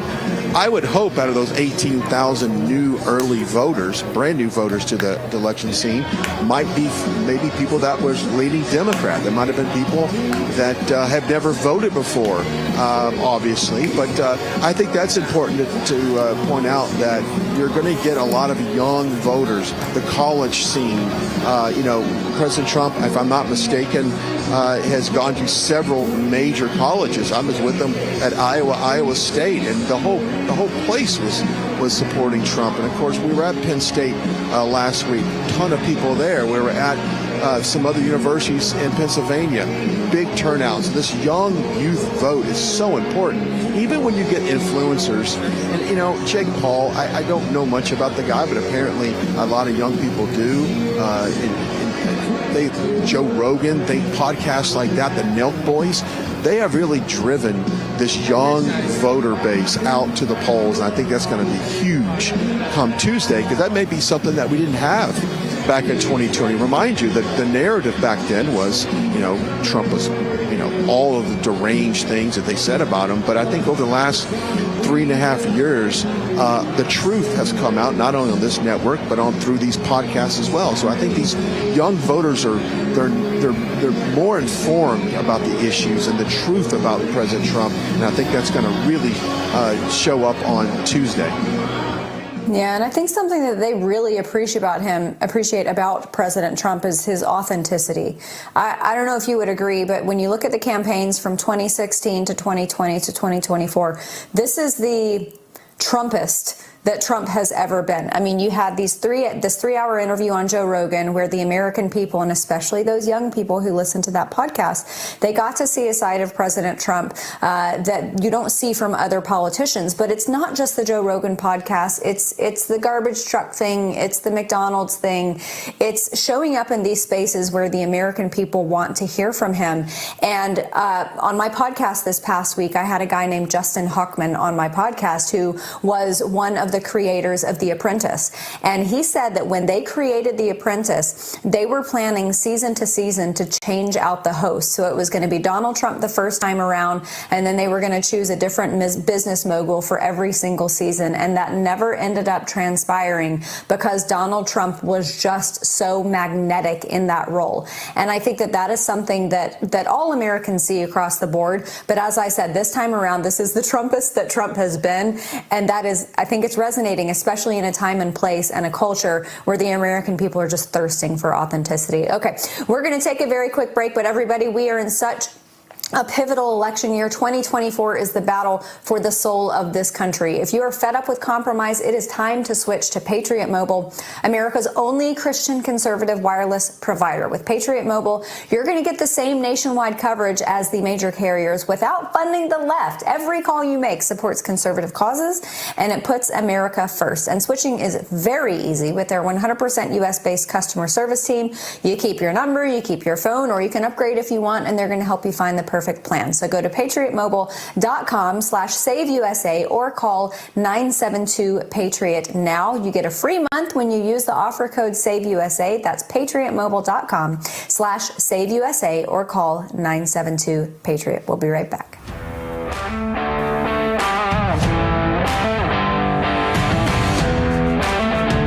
Hey folks, I'm John Rich. Just as wokeness and censorship have subverted the music industry, they've also crushed free expression on social media. Censors have suspended social media users, canceled entire news channels, obliterated online discussion platforms, and even banished a sitting American president from big tech platforms. Well, I'm here to say there's a place for you. A place where patriots can speak freely without fearing some unknown, unseen speech enforcer that wants to shut you down. That place is called Truth Social, a free speech social media platform that hosts breaking news, TV streaming channels, and powerful commentary on all the issues facing our great nation. Break free of big tech and make your voice heard. Join me on an uncancelable platform where I like to debut my songs and where you can read exclusive commentary from our 45th president, Donald J. Trump. I'll see you on Truth Social, where freedom lives. Throughout history, the spirit of patriotism has prevailed.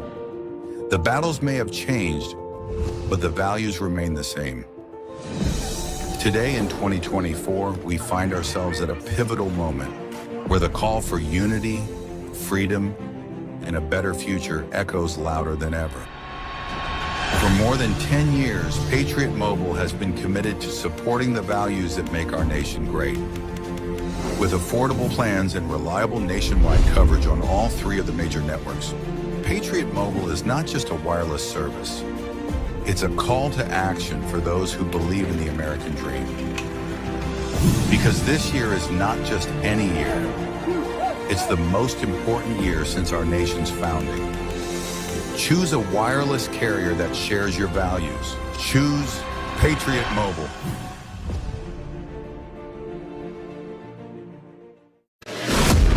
RAV family, it all comes down to this. Donald Trump's going to win. We can reclaim this country. We can save this country. Real America's Voice brings you Election Night 2024. We got more passion. We got more strength. Yes, we can win, and yes, they'll cheat. From coast to coast, Americans stand at the ballot box, choosing the leaders who will chart our course. Get in line and stay in line. With live updates and expert analysis, Real America's Voice is the place to be.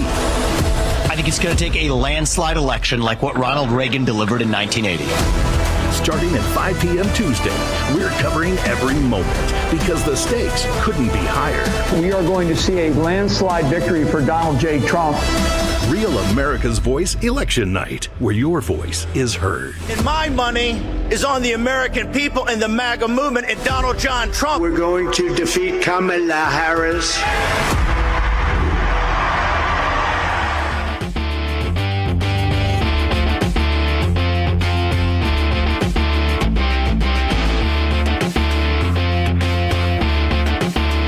Welcome back, everybody. I don't know about you, but my stomach feels bipolar heading into this election because one moment when I watch that ad, I get really excited and I get butterflies about Tuesday and all the excitement building up to it. And then I get sick to my stomach because I know exactly what they pulled off in 2020. Brian Glenn, I know that you can relate to that sentiment, sir.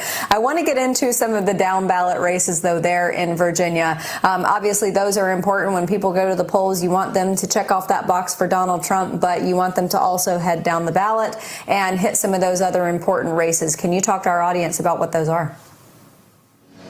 Yeah, earlier we heard from John McGuire. Now, he was in a district, he beat incumbent Bob Good, who was a part of the House Freedom Caucus.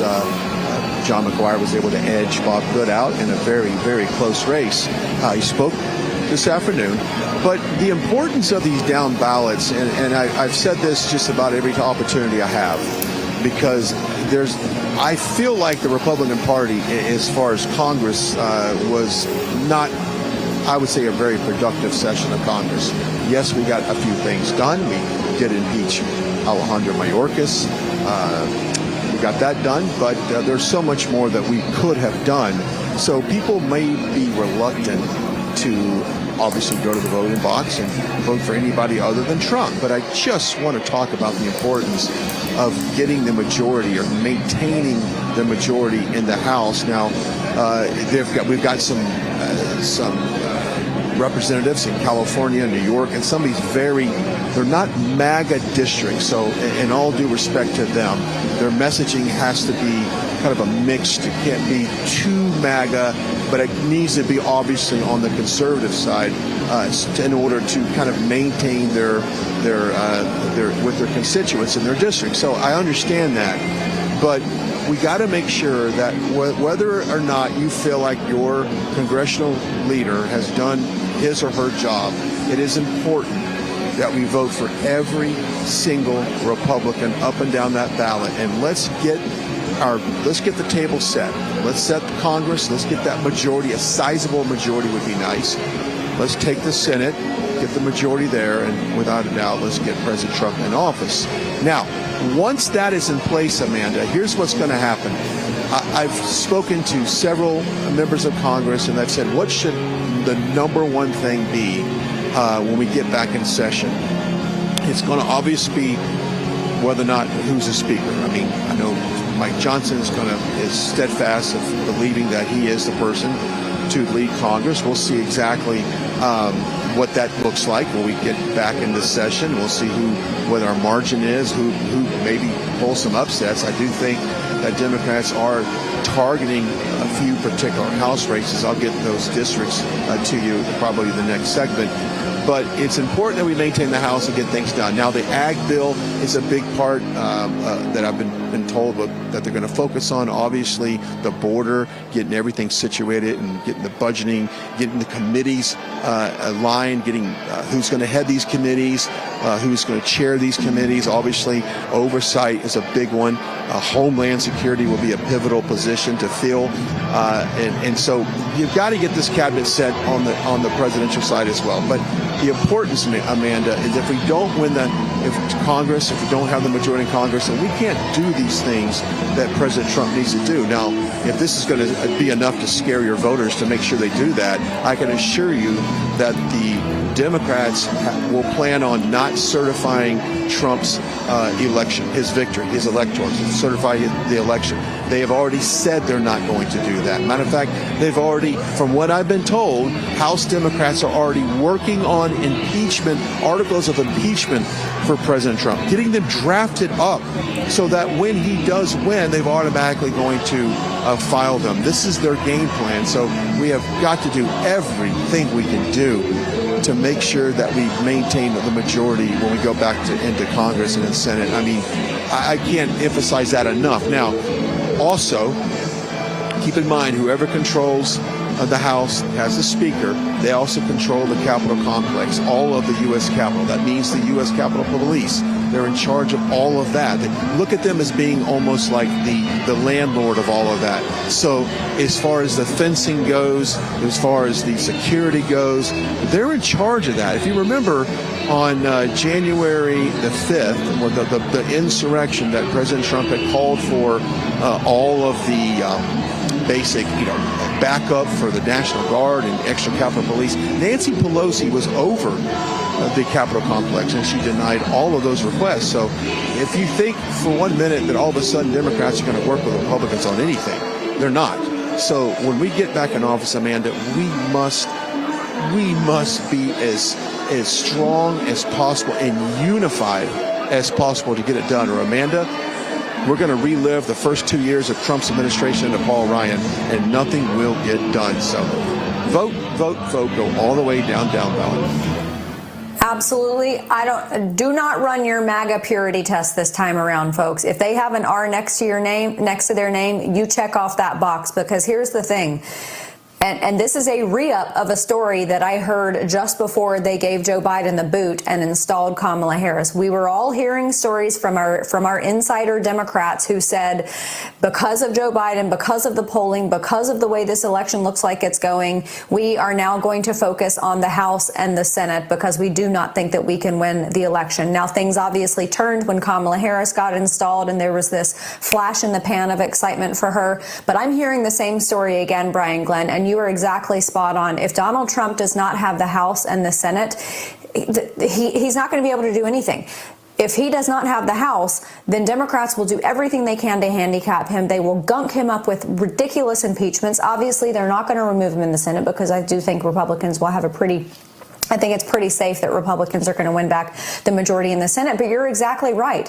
I want to ask you about something you said that made me think of what could happen post-election. You talked about the control of the Capitol complex, and of course we all think of January 6th, but January 6th was mild compared to what we saw in the summer of 2020 and the George Floyd riots with Antifa and BLM and all of these organized leftist organizations that wreaked absolute havoc across American cities. I know a lot of people are concerned about what will happen on election night. I'm not concerned about election night. I am more concerned about what happens after election night with respect to what could happen on the ground in these blue cities. I'm in Los Angeles. I'm a little bit removed from the downtown area and not near any of these hotbeds of protests. But Brian, I'm very concerned for America's cities following the election if Donald Trump wins. You know, it's interesting. I was living in D.C. Around the last election, and especially after the certification and before the inauguration, the fencing was put up all around. Local businesses were boarding up their windows in preparation for some type of response from supporters. But it looked like the city was preparing for like a hurricane, if you will. So I think local businesses around every major U.S. city is preparing for some type of reaction after the election. Now, I want to remind our viewers, we are not the party of riots. We are not the party of violence. We are not the party of protest. They are. So, and I would remind local business owners that when I would walk around, I said, I don't know why you guys are boarding up these windows. Trump supporters are going to come throw bottles. We're not going to flip over cop cars. We're not going to burn our local businesses down. That's what they do. And I pointed that out every opportunity I had. So I do expect, because we know how the left reacts to this, I do expect a little bit of anarchy to a certain degree. I'm not going to say it's calling for cities that will be burned down. Don't know if they'll do that. But I know what they did back in 2016 when he won. I know exactly what they did. They burned about 18 squad cars and damaged dozens of businesses just in that downtown area of D.C. So if you go off of what historically has happened, they will react to a Trump victory. Let me just step aside to see what we have behind me. Just a little bit of hype on that. I want to bring you in. We got a kind of a special guest here, Jerry.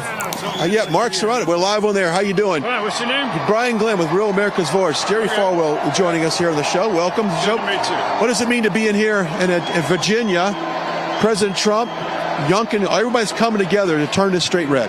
Yeah, I only live an hour up the road, and it's very exciting. My whole family's here, and I traveled a lot with the campaign back in 2016.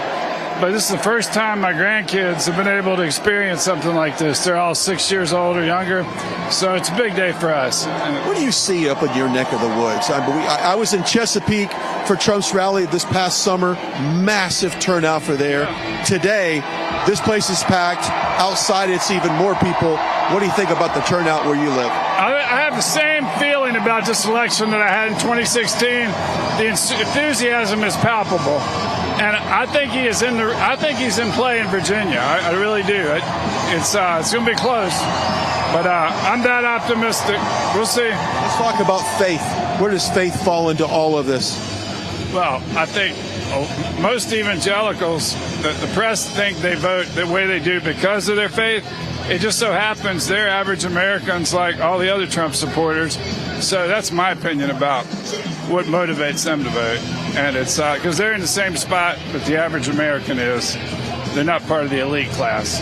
They feel like they're average people. I always love whenever Don Jr. says, when I'm putting diesel in my truck, if I'm saying it's too expensive and I'm the son of a billionaire real estate developer, I know for the average person filling up their car, going to the grocery store, these things absolutely are. I can't imagine what it's like. There's so many people that live paycheck to paycheck already, and then to have the 20% increase in prices on top of that, it's another way of taxing people.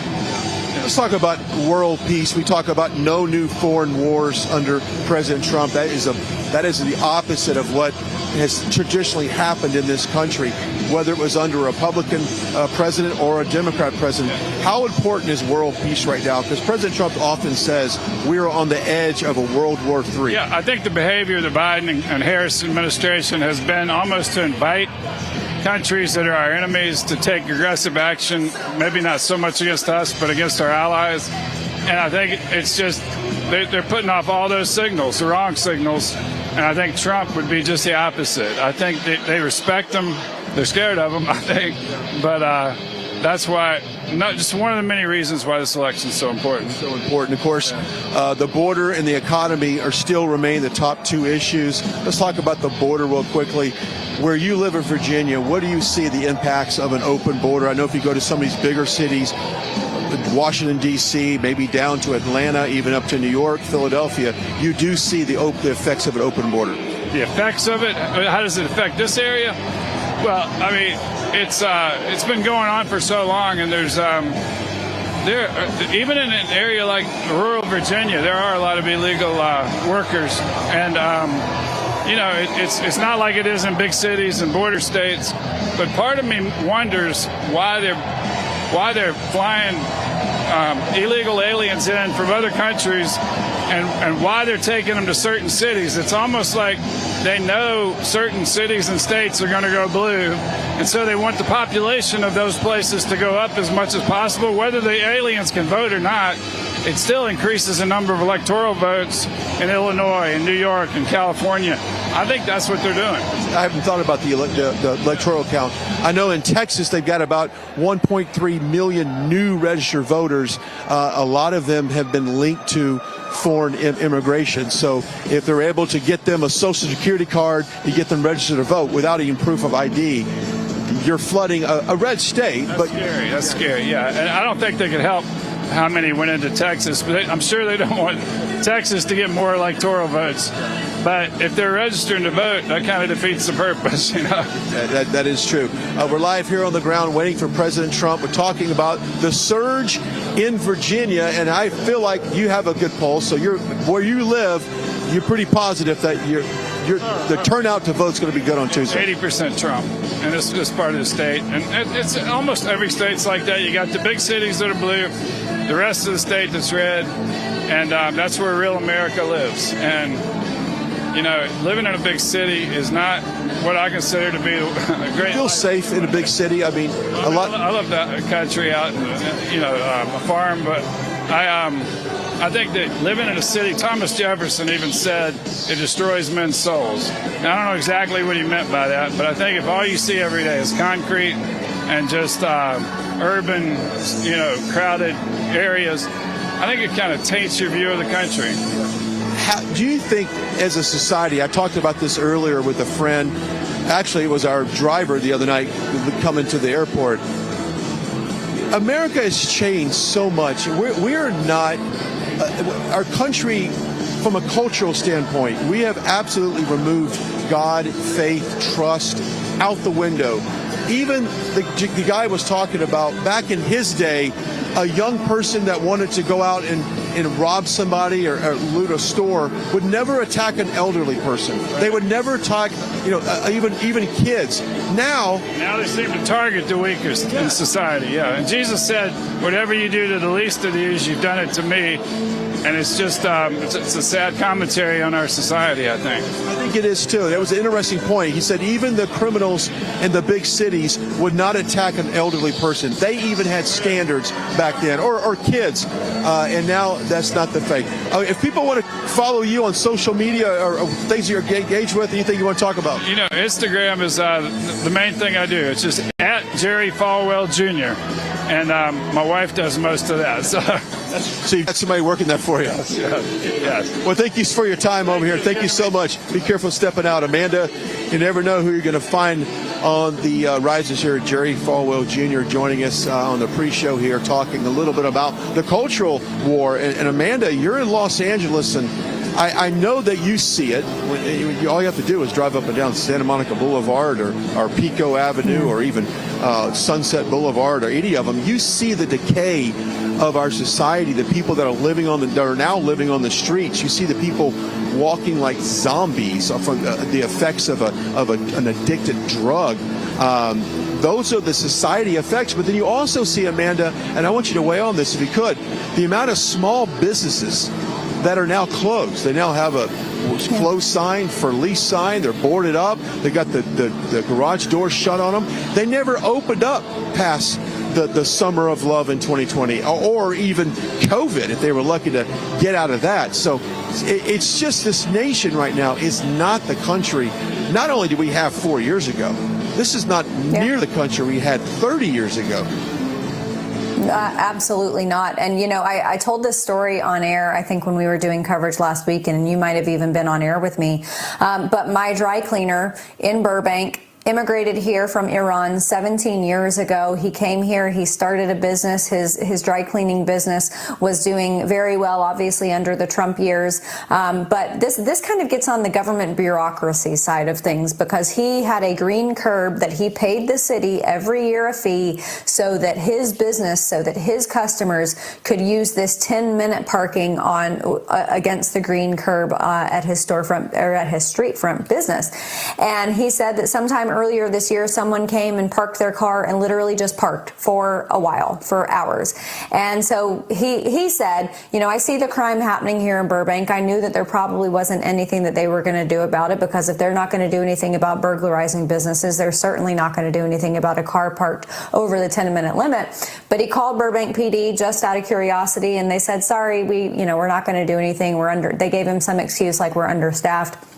And he said these are the types of things that will turn business owners in the opposite direction towards someone like Donald Trump, who did in his first administration and talks about doing it even more, stripping regulations, removing the red tape so that businesses can thrive. And he said these are the little things. He said, I know it's a green curb, it's a 10-minute parking thing. It seems insignificant compared to a lot of what other businesses face, but these are the little things. And you're right, exactly. I mean, it's the mom and pop businesses. And here in Los Angeles, this is a cultural melting pot. There are people here from every single corner of the globe who came to the United States to achieve their American dream.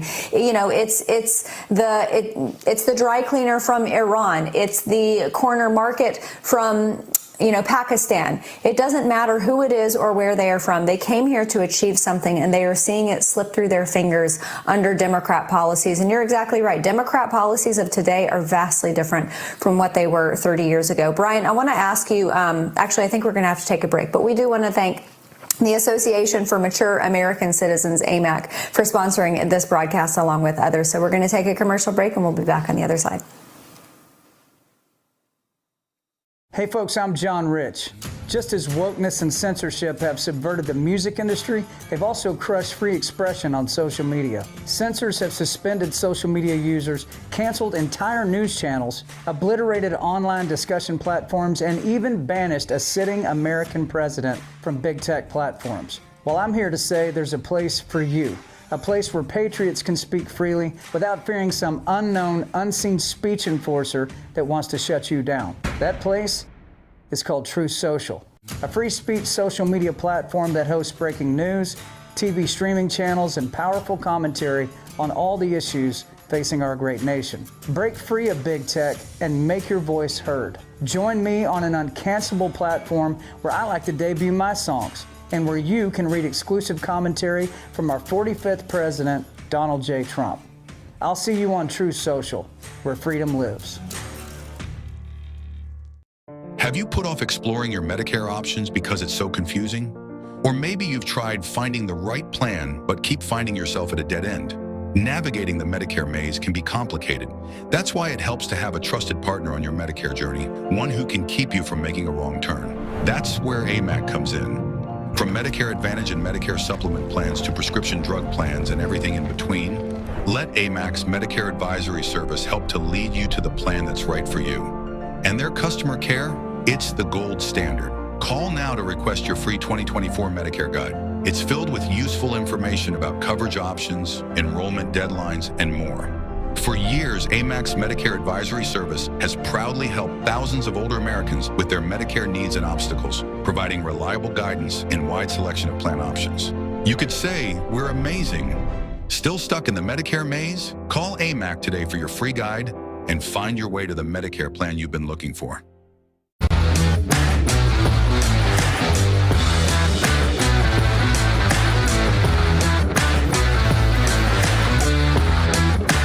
Welcome back, everybody. It is the Saturday before the election, and it is also Free Trump Knife Saturday.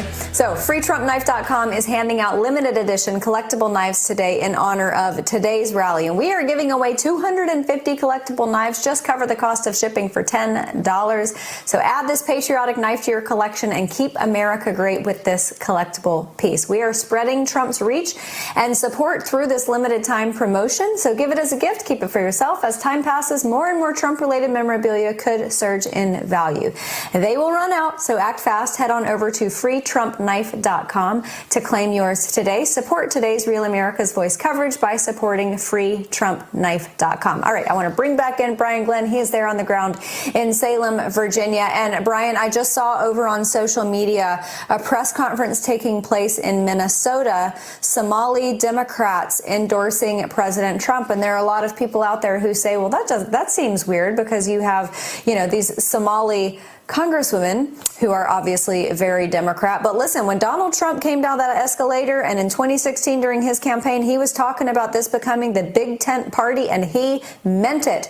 And it seems like regardless of what side of the conflict you're on, whether it is on the Israeli side or, the Palestinian side, whether it's Ukraine or Russia, President Trump has an appeal to every single side as a peacemaker, which we were promised in 2015 and 2016 and 2019 and 2020. That Donald Trump was the president of war, not peace.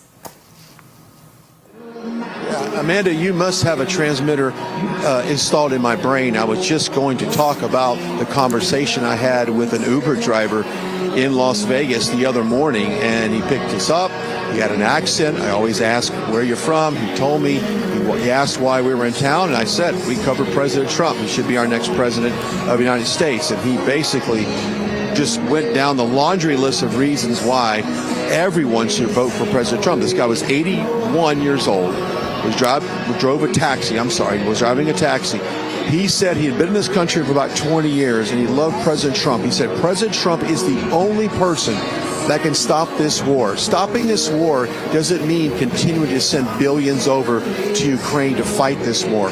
He said President Trump will talk to Vladimir Putin, and they will reach an agreement, and they will reach a deal with Zelensky, and this war will end as soon as they sit down. President Trump has been talking about that for years, that he will do that. So to your point, I don't think I've ever met an Uber driver, a taxi driver, a restaurant worker, anyone that had immigrated here the right way. They do not like what they see right now. They don't like the illegal immigration. They don't. I use an analogy that if you're at the grocery store and you're at the checkout line and the line is super long and everyone's in the line, we're all trying to scan our groceries and get out, and then all of a sudden a group of 10 people run up to the front and they don't even scan their items. Actually, they just take them and run out the door. You go, wait, that is wrong. Go, get in line with the rest of us. That's what it's basically about. That's what's happening. And so people who immigrated to this country legally are not happy what's going on. Now let's shift, if I can, just for a second. Let's talk about world peace and how important that is. A lot of young voters say they do not want to get involved in some long, lengthy war that does not directly affect the United States. Now, a lot of veterans may be watching me right now, and they say, Brian, that is so disrespectful for you to even say that. Sometimes I would want my kids to join the military right now because I'm not sure I want them to go over and die for the people in Ukraine. That's exactly what would happen. They want to liberate another country. I understand that, but you're not going to do it with our sons and daughters. And a lot of young people, Amanda, they feel very strongly about this, that if Kamala Harris was to be the commander-in-chief, they will get us into another world war where our sons, our daughters, our nephews, our nieces, our brothers, our sisters, all of a sudden are getting shipped to a foreign country to fight to liberate another. That war-mongering business model, that ship has sailed. The American people do no longer want that, and that is resonating amongst people 18 and older. Is no longer the Republican Party. It's this switch has been quite amazing when it comes to 1970s style people who focused on health, and they were anti-government and anti-war, and it's just been amazing to see this transition of the Republican Party under Donald Trump. That's the key, because we would still be the same Republican Party if it were not for Donald Trump. And I think that because of that, because of the war issue alone, you are seeing more people from the left come over to the right than people from the right go over to the left. And, I'm just going to say anecdotally, obviously Los Angeles is a very, very blue place, but I know I can count on one hand the number of Kamala Harris signs that I have seen in yards. And I think it would probably require less than one hand. But my husband saw a guy at our gym wearing a Harris Walls t-shirt. And first of all, the very strange thing about that is that someone who works out, who therefore would have a higher level of testosterone, is wearing a Harris Walls shirt. But I thought to myself, it's a good thing I'm not there, because for those out there who like to send GIFs to people as reactions, if your love language in texting is sending GIFs back and forth, I always picture the Dan Levy face from Schitt's Creek. Schitt's Creek? Whoops. Yeah, it is Schitt's Creek. Okay, I didn't curse. But the face that he makes that's grossed out, he goes, and that's what I think of when I see someone, when I see a man wearing a Harris Walls t-shirt, because, I mean, there is this culture of men like Joe Rogan, like Donald Trump, like Don Jr., like Brian Glenn, versus the culture of liberal men. And it's a very, very stark contrast, Brian. Yeah, it is. And they've said it before. The Democrat Party is filled with very unhappy women and weak men. And I'm not trying to be mean, but if you look at the visceral that they have, yeah, and if you've ever been to if you've ever been to a pro-choice rally, and I have been on the Supreme Court, I was covering it after a pro-life rally, it is the most angriest mood and tone. It's demonic, and they're screaming at each other, and they're screaming profanities at the crowd, and I just thought to myself, why are we so unhappy, and why is that unhappiness coming out? And visually, I can look at you and go, I know exactly what's wrong with you. You're unhappy inside. That's why you look like that on the outside. And as far as the weak men goes, what happened to masculinity? There was an attack on masculinity about 10 years ago to basically feminize the American men and tone down. And it goes back to even being, Amanda, the head of the household. I mean, in the Bible, it is a man is the provider, the woman is the nurturer and the comforter of the home. There's absolutely nothing wrong with that. And I am all about strong women. Independent, strong women is a very attractive thing to me. I like that. I like the fact that a woman can go out there and dominate in her industry with no matter what it is. I think that's what God wants all of us to do. But they don't want men to become more like women, and in the sense that they don't stand up and fight evil. And that's what we have to do right now. And I really think that the Democrats have coddled men so much, and they have, they're in the party of transitioning men to women, basically. But you just don't see a very masculine, testosterone and filled man in the gym wearing a Harris t-shirt. It's almost unbelievable. You want to ask them, and I had this conversation with a close friend of mine today. I said, if you were a Democrat, give me 5 reasons why you want to vote for Kamala Harris. And a couple ones that we could point out was A, abortion. They want abortion up to the time of birth. They think abortion is health care. It's birth care is what it is. It's murder is what it is. That's it. Other than that, they want equal pay for everyone. If they don't want equal opportunity, they want equal outcome. That's called socialism. That's communism. Like, I can't understand why this guy that was in the gym wearing the Kamala Harris t-shirt. I would love to have a conversation with him, because I could guarantee you one thing. The only thing he's saying right now is, I'm voting for Kamala Harris because it's a vote against President Trump, and he'll go down the laundry list of lies. He's a racist. He's homophobic. He's xenophobic. He wants to control women's bodies. He wants to do all these. He's a threat to democracy. I mean, those are the laundry list of things they say, but they don't have any policy. And it's interesting, Amanda. I think the reason why you're seeing Kamala Harris struggle so much right now is they ran on the stop Trump for so long. They ran out of actual policy talking points of like what they can actually provide for the American people. And so they can speak in all of these different tones, and they can sit there and really demean President Trump 3 ways from Sunday. But the American people have problems right now, and they want answers, and they simply do not have them. That's why you don't see her going on talk shows that are going to ask her substance questions that require more than a comedic laugh or a slap on the knee and this is what we're doing and this is why you should hate Trump. They want answers, and they're not getting them. That's why she's polling so low, and Trump is killing it right now. But let's make men great again. Let's keep women great again. Let's turn this country around. Well, listen, you and my husband are much more gracious than I am. Better you running into that guy than me, because I would have a visceral and visual reaction. I have absolutely zero poker face, so it would be much better you. But Brian, on the other side of things for females, I mean, we all remember that study that came out, I think it was late 2022, maybe 2023, that found that the overwhelming majority, an astronomical percentage of women who are clinically treated for depression and anxiety identify as liberals or progressives. So, you know, it happens on both sides of things. All right, I am hearing that we have Terrence Bates, one of my favorite folks at this network, over in Denver, who's going to be taking over coverage for me. Terrence, it is great to see your smiling face, my friend. Good to see you, Brian. Good to see you. Before you leave, though, can we get back to this whole creek thing? You were talking about people going up and down creeks a little while ago. You had me at the creek, or I'm sorry, as they say in Alabama, the crick. No, we say creek. But for those who watch, creek, okay. Schitt's Creek, the TV show, there was a character that was played by the actor Dan Levy, and there is a GIF. If you type in on your GIF generator, "ooh," this one GIF is going to come up, and it's Dan Levy from that show doing this. And that's exactly what I think when I see a man wearing a Harris Walls t-shirt. Ah, okay. See, the things you learn. See, context Again, I have is no everything. poker face. Yeah. I get it. Context is everything. I just joined and I heard you talking about this creek, and I was like, oh, what did I just enter? So good to see you, Amanda. Always a pleasure. Thank you for holding the fort down. Absolutely. I'm going to hand it off to you, gentlemen. Thanks so much. Thank you. Brian, good afternoon. How are you, my friend?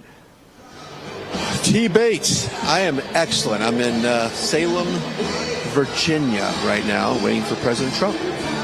So look, let's talk about Virginia. Let's just get right into it, because I have to admit, and I've been talking about this for the past couple of days when I heard President Trump was coming to Virginia. It's not a battleground state. It might be in play. It might not be. Obviously, the Trump campaign thinks that there's an opportunity here. So tell me about the decision, or what you're hearing from the campaign, to come to Virginia. You know, all states matter. All states matter. But it's an interesting decision. Let's just be honest about it. It is. Well, I mean, you've got a Republican governor, Governor Glenn Youngkin, pulled off a great win back when he ran, and so that was what was thought to be impossible.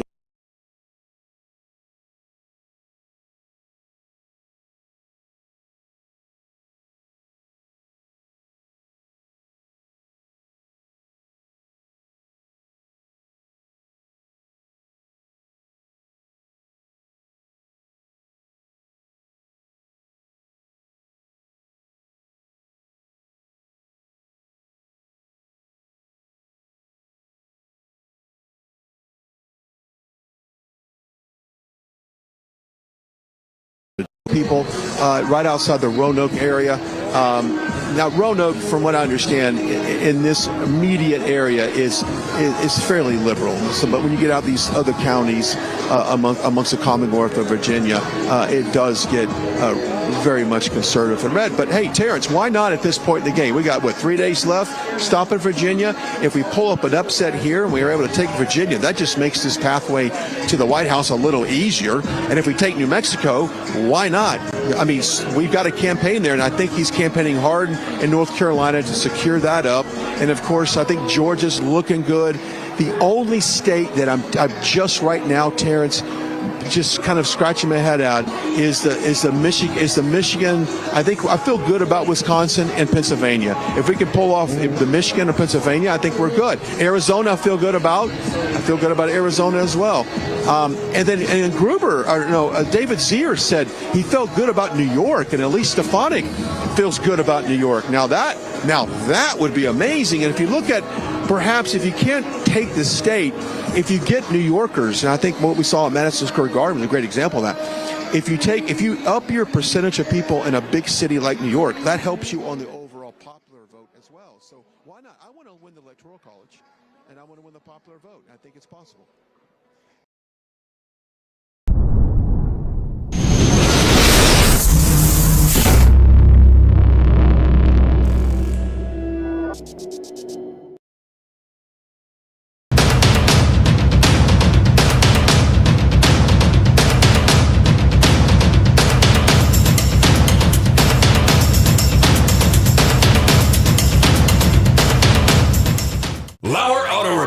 located at 309 South Washington Street in Bismarck, North Dakota. Give them a call at 701-258-6308. The team of mechanics at Lauer Auto can take care of any problem your vehicle is having. And when you do business with Lauer, you can be assured you're doing business with a pro Second Amendment America First repair shop. There are plenty of other auto repair shops in the Bismarck-Mandan area. But why take a chance at patronizing a shop that might not have your beliefs at heart? Make no mistake.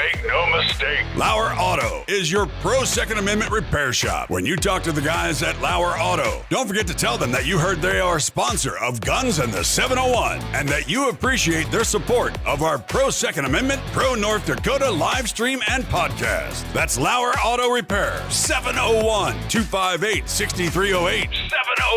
701-258-6308. Located 309 South Washington Street in Bismarck, North Dakota. Experience the exhilaration of power in your hands at Bloodline Kinetics. Why Cerakote? Simply, it aids in firearm preservation while also giving your piece a unique look. Barrel threading, NFA laser engraving, bolt handle threading, mount, level, and bore, sight scope chamber rebarreling, and much more. Bloodline Kinetics is meant to reflect a long American lineage in gun ownership, who stand for the Second Amendment rights, Bloodline, and the science behind gun accuracy. Kinetics. To some, it's just a constitutional right that can go away. To us, it's in our American bloodline, and we believe it should stay that way. Here at Bloodline Kinetics, we understand that hunters, sportsmen, women, and gun owners should have a quality firearm. Stop and see us at 2008 Morrison Avenue 2 in Bismarck, North Dakota, 58504, Monday through Friday, 8 a.m. to 5 p.m. Call 701-390-7997. Visit our website, bloodlinekinetics.com. Ever tried catching a fish with your bare hands or hunting a deer with a stick? Don't be that guy. At Mandan Sporting Goods, we've got all the hunting and camping gear you need. We're your one-stop shop for outdoor adventure. A well-regulated militia being necessary to the security of a free state, the right of the people to keep and bear arms shall not be infringed. Check us out at mandansportinggoods.com, or better yet, stop in to 210 East Main Street, Mandan, North Dakota. Mandan Sporting Goods, where the outdoors meets functionality. Store hours, Monday through Saturday, 9 a.m. to 6 p.m. Closed Sunday.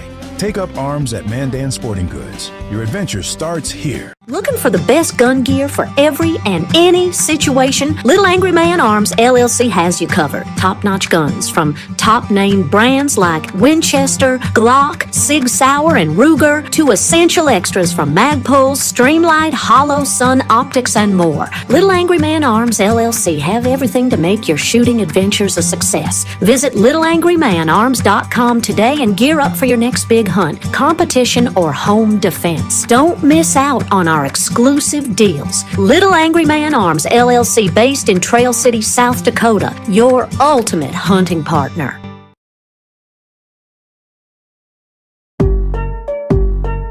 Yeah, hey, look, I got the moves like Michael, the flow like Aubrey, walk around thinking I'm a prince like Saudi. Mismatched Converse, t-shirts tucked in, know my worth, can't tell me nothing. White Nikes, albino, pink cop my stilo, head to the top, bottom line is a motto. To get to where we are right now with President Trump, and I do not want to see us lose it with weak leaders in Congress, and that's what I'm trying to avoid here. But by all means, vote for everyone. Let me step aside. I want Luke to kind of show this the facility real quickly. I'll step aside. Sure. We are at. And it's a civic center here in Salem. It is, I would say it's at capacity. I'm pretty sure they locked the doors, not letting anybody else in. They do have a massive screen outside that will show the rally, because there's probably 3 times the amount of people outside than there is inside. It was massive. When we pulled up, I thought to myself, okay, a lot of these people are not getting inside. But it's a civic center. They got it set up pretty much the traditional setup with an end zone type situation versus in the middle, more of a UFC round situation. So this is a traditional setup. From what I've been told from the Trump team, that his speech, they will try to be around an hour. He spoke for about an hour and 28 minutes there in North Carolina, he was about an hour delayed going on stage, which if you just do the math, and you're just doing, a little bit of organizational here, if he was scheduled to speak around 4 o'clock. It's 4:30 now. I anticipate him coming on probably around 5:15 or so, is what I would guess. But hey, I'm going to wait for official guidance from the Trump team. But when he does get here, Terrence, he's got a lot of people in the state of Virginia that are supporting him and are hoping that once again make Virginia great again, Terrence. Absolutely. Brian Glenn reporting on the ground in Salem, Virginia. As you can see, spirited folks out there in Salem waiting for President Trump to arrive and speak. We, of course, will carry that speech for you live right here on Real America's Voice. We're going to let Brian catch his breath. He's been super busy today. We're also going to pay some bills here because there's a lot at stake in this upcoming election. Regardless of who is sitting in the White House, though, the fuse on the economy has already been lit. Obviously, even if you are going to vote for someone who is not a Republican, you're going to probably deal with some serious issues. And the Birch Gold Group is really here to try to help you out in terms of saving your money and making sure that your money goes a long way.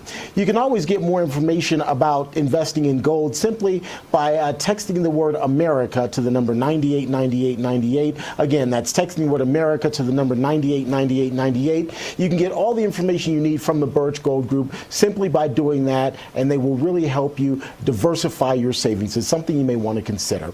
All right, we're going to take a quick break, again, and then we'll get you back out to Salem, Virginia as we prepare to hear from President Trump.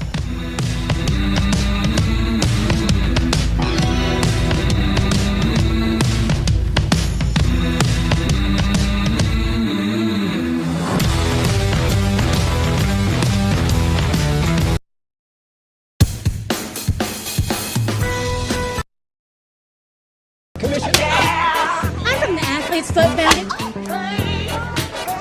Brother, hey, can you get my demo tape to somebody? Lauer Auto Repair, located at 309 South Washington Street in Bismarck, North Dakota. Give them a call at 701-258-6308. The team of mechanics at Lauer Auto can take care of any problem your vehicle is having. And when you do business with Lauer, you can be assured you're doing business with a pro Second Amendment America First repair shop. There are plenty of other auto repair shops in the Bismarck-Mandan area. But why take a chance at patronizing a shop that might not have your beliefs at heart? Make no mistake. Lauer Auto is your pro Second Amendment repair shop. When you talk to the guys at Lauer Auto, don't forget to tell them that you heard they are a sponsor of Guns and the 701 and that you appreciate their support of our pro Second Amendment, pro North Dakota live stream and podcast. That's Lauer Auto Repair, 701-258-6308. 701-258-6308. Located 309 South Washington Street in Bismarck, North Dakota.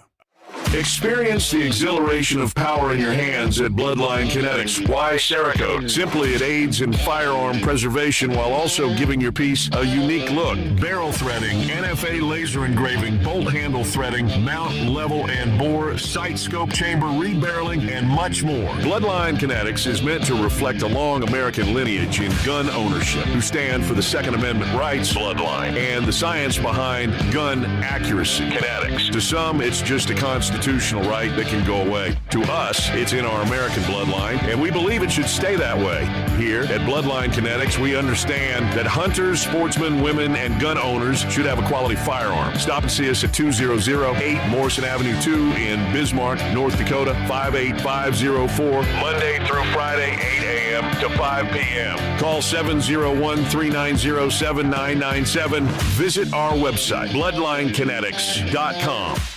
Yeah, we, of course, have coverage and live reporters out there in Salem, but it's been a very busy day for President Trump. He started things off in Gastonia, North Carolina, left there, is now en route to Salem, where he'll speak here in short order. After Salem, he will then return to North Carolina for another rally that is set for Greensboro, North Carolina. So a busy day for President Trump as he prepares for Election Day, which, of course, is now just a few days away on Tuesdays when people in Virginia and across across the country will go to the ballot box and select the country's next president. Our Brian Glenn is on the ground there in Salem, Virginia, preparing to hear from President Trump. I get mixed up, Brian. I'm sure you probably get mixed up because President Trump has been so busy, and you're following him everywhere he goes. So I'm just going to give you, from my days as a performer, actually I never was, but never say, hello, Salem. Just be like, hello, everyone, because it would be my luck and yours probably as well. You'd be like, hello, North Carolina. Oh, no, this is Virginia. This is Virginia. So set the stage for us really quickly, if you don't mind, Brian. Where are you there in Salem, and what's kind of the atmosphere as everyone there is waiting to hear from President Trump? At this point, I couldn't even tell you the last 3 states I was in. Salem is just west of Roanoke. We're just west of Roanoke. It's just a suburb there, just really about 12 miles away from the city of Roanoke, Virginia. Beautiful part of the state, the western part of the state, if you will. It's what you would consider to be it's a civic center, about a 6,500 seat plus venue. We've got a lot of people outside. There is a Jumbotron outside as well. But Virginia, and we talked about this in the last play, I really think that this could be a surprise win for President Trump. And maybe not that much of a surprise at this point. I would say if a state flipped to Trump, I would just say that's about right at this point. People got it right there. There's some challenges. All of a sudden, Minnesota, we know, is probably not a go on that. Oregon, Washington State, California. But other than that, I'm really looking for a great day on Tuesday. Some of the things that we were talking to people as we were preparing for the live show earlier today about what's on their mind. Why are they here? Why are they voting for President Trump? It still remains the economy. Now, obviously, immigration is a concern for everyone. But at the end of the day, the food prices haven't gone down. Gas prices have not gone down. And I don't care what kind of job report they come out with, and they inflate these job report numbers. That is not good. People are not optimistic. Now, if I take just a second to talk about, there's an index that basically surveys small business owners. These are people that typically have less than 5,000 employees, even though I think that's a pretty large business. But small business owners say, look, are you optimistic about the next calendar year, the next business year? And the optimistic, the index for that is very low. I think it's around the low 40s, if I'm not mistaken. That is because if you own a company, you know that if Kamala Harris gets in charge, your expansion will probably be limited. Your growth as far as what you're going to hire will probably be not as many people as you need. You may have to work on a smaller staff, and you're going to pay more taxes. And that has been the truth. So the small business outlook for this country is very much they're leaning on President Trump. If you watch CNBC for any amount of time, and I will give Fox Business credit, CNBC to a certain extent. If you look at the financial markets and you get people that look at numbers, they don't look at opinions, they don't look at feelings, they look at numbers, production, real stuff. The money, the way the money moves, they'll tell you that yes, the stock market has done phenomenally well in the last couple of years. It took advantage of what Trump basically built up. But if you look at what the optimism is, after we've had 3 years of Kamala Harris, we've had unemployment, we've had high taxes, we have business closures, it is not positive. And Wall Street is leaning on Trump to basically come in and make sure that we don't go into a recession that we've never seen before. And President Trump often talks about it's not going to be a recession. I think it's going to be a depression is what we'll go into. We've skipped over socialism. We're now going straight to communism at this point. So, you can drive around any small business in America, whether or not it be Roanoke or Riverside, California, or New York City.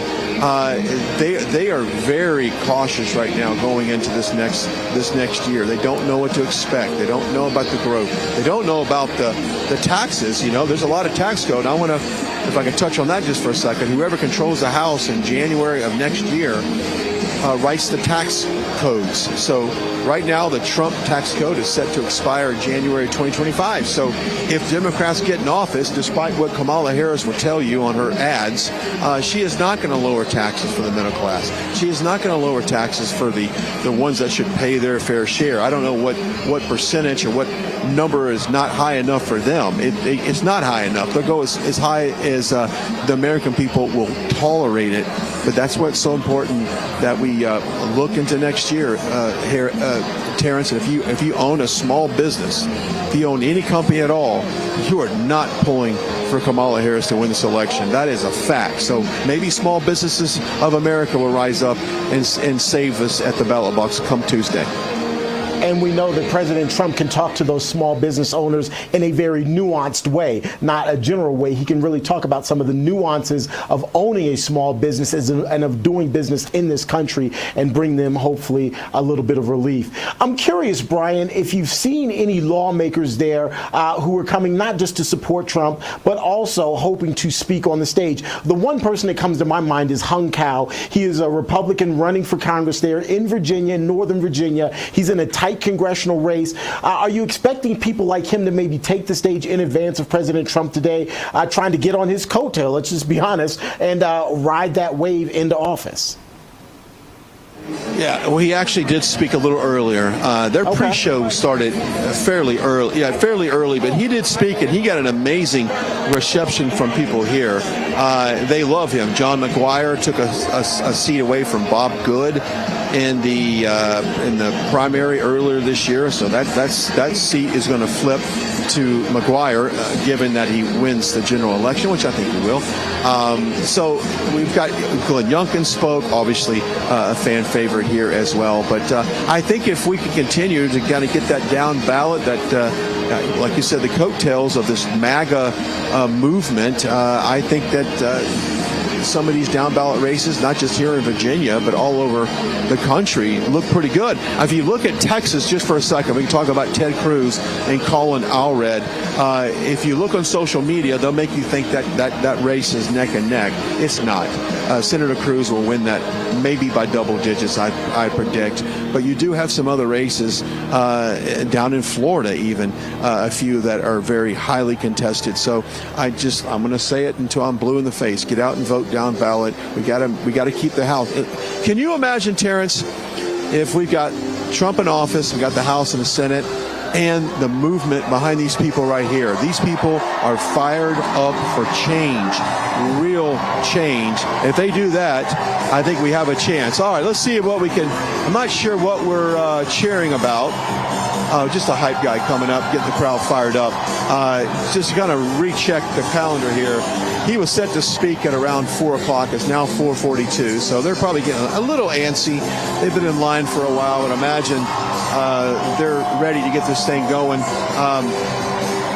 with this rally. And like you said, when he leaves here, he goes back to North Carolina where to hold another rally there in Greensboro. So he's definitely burning up the Mid-Atlantic here the last final 2-3 days of the campaign. Well, Brian, I have to admit, I love this song, Jump by Van Halen. So when the song came on, I kind of got excited too, much like the crowd there did behind you. As we prepare to hear from President Trump, one of the things that strikes me, Brian, is that right now, these last few days before the election, yes, it's about winning over anybody that may be undecided, making sure to get out the vote. But this strikes me also, Brian, as a unity tour, bringing the Republican Party together and planning to move forward beyond November 5th, having won the House, having won the Senate, and having won the White House. That's a great point, Terrence. I'm so glad you brought that up. Unity is so important right now. You know, at one point it used to be MAGA versus the establishment, the Republican, I would call them the country club Republican. The same Republicans that have kind of got us into the situation that we're at, they never fought back. They never pushed back on anything. So, you know, and yes, there is still a sense of cleaning out the Republican Party to a certain extent and moving forward with this America First movement and with, I would consider, a MAGA Republican. So we do have that here. But I do sense a very unified Republican Party. We saw it at the RNC. We see it at rallies. You see people come out and support President Trump. You see a lot of it on social media. That might, just making sure we didn't have anything happening behind me. We see a sense of everyone's coming together because we know that we have to win come November. I have no idea why they're playing the music that loud. It's a great song, Brian. Can we lower the volume a little? Yeah, bring it down. Listen to the guitar riff, Brian. It's a great guitar riff. I agree. Alex Van Halen and Eddie Van Halen are great musicians. But is Van Halen in the building at this point? I'm thinking maybe a concert came back. I don't know. I'm looking at the audio guy and I'm going, what are you doing? Like 1982 here. Hey, Brian, look, we're going to take a quick break. Hopefully, we'll let you enjoy the rest of this song, and hopefully he'll turn it down so when we come back, we can talk a little bit more, because I do want to talk about unity in the Republican Party, particularly unity in the U.S. House. So we'll talk with Brian after this quick break when we do that. By the way, folks, we are in a pivotal election year. 2024 is a battle for the soul of America. And if you're fed up with what America is right now, we can really help you out. Patriot Mobile is the country's only Christian wireless provider, and you can really call them to get all the information that you would want, particularly if you're looking at changing your mobile provider. Patriot Mobile, again, the information is there on your screen, patriotmobile.com/save USA. You can go there and get the information you need. You can also call 972-PATRIOT in order to get more information if you'd like to sign up, if you'd like to switch your provider. Patriot Mobile may be someone that you want to consider. They're one of those companies that is just like you. They're a conservative company, and they have the same values as you. So again, patriotmobile.com/save USA, or you can call 972-PATRIOT. That's 972-PATRIOT. All right, folks, we're going to take a quick break. When we come back, we'll get you back out to Salem, Virginia, as we wait to hear from President Donald Trump, who we are hearing is en route to Salem as we speak.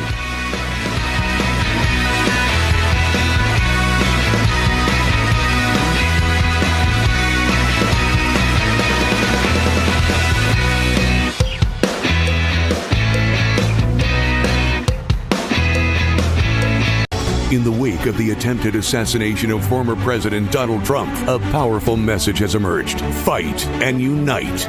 How do you answer this call? By joining AMAC, the Association of Mature American Citizens. AMAC is more than just an organization. It's a movement. By becoming a member, you unite with over 2.1 million American patriots committed to defending our values and freedoms. AMAC listens to its members and fights every day to hold our leaders accountable and pass common sense legislation. The larger our membership, the greater our influence. As a member, you'll gain access to exclusive money-saving discounts and a subscription to the award-winning AMAC magazine, packed with valuable insights. Join the movement of concerned citizens uniting under the AMAC banner to fight for the values that make our nation great.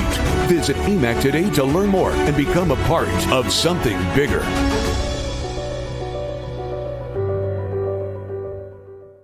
Open borders, catastrophic inflation, humiliation overseas, the dismantling of our Constitution. Kamala Harris threatens to plunge the United States into complete darkness if you and I fail to act. The greatest country to ever exist could become just another historical footnote. Donald Trump is the only one standing in the way of the most radical anti-American administration in history. He needs to win, and Turning Point PAC is stepping up to make sure it happens.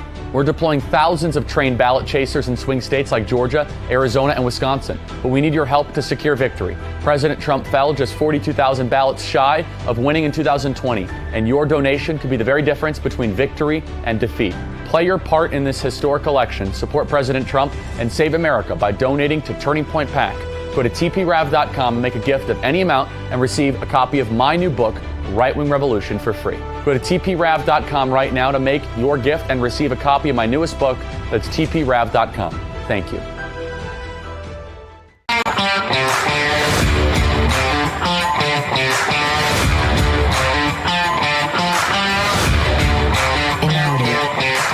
Welcome back to the this Real America's Voice special coverage of President Trump's Make America Great Again rally happening in Salem, Virginia. We're expecting that he'll touch down here in short order, and we, of course, will carry that speech live. After speaking in Salem, President Trump will be heading back to North Carolina, this time to Greensboro, North Carolina.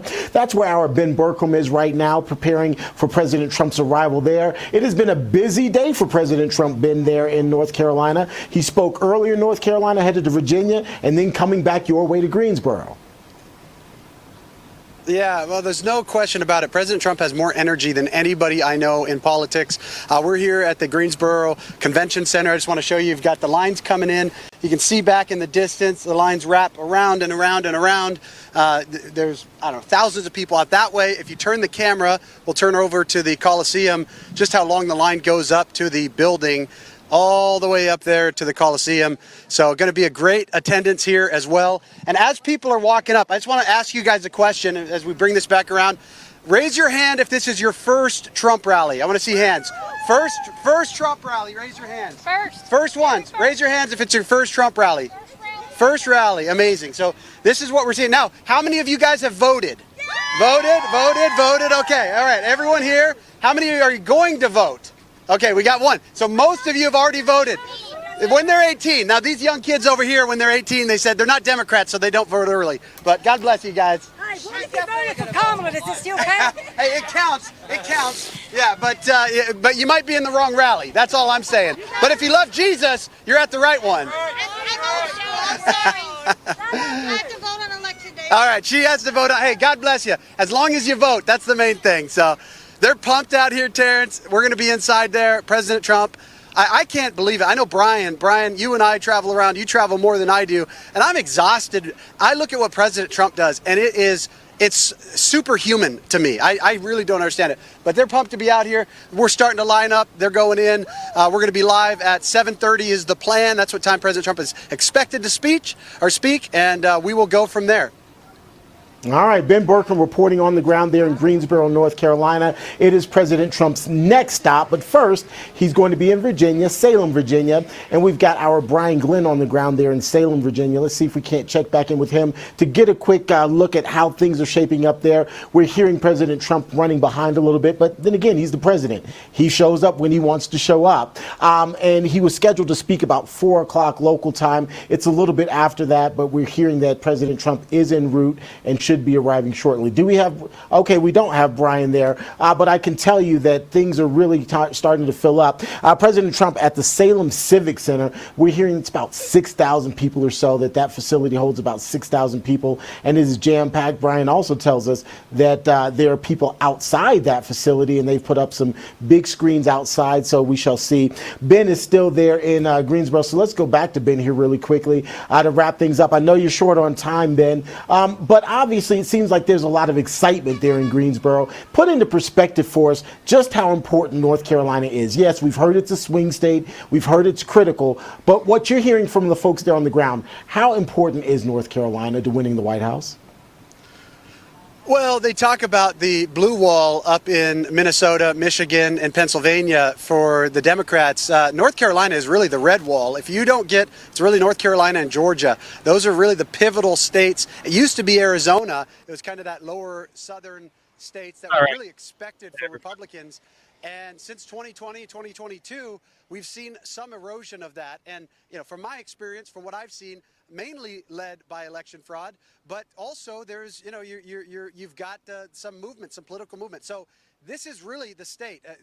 I feel confident in President Trump winning. Most of the people that are coming up today feel confident President Trump's winning North Carolina.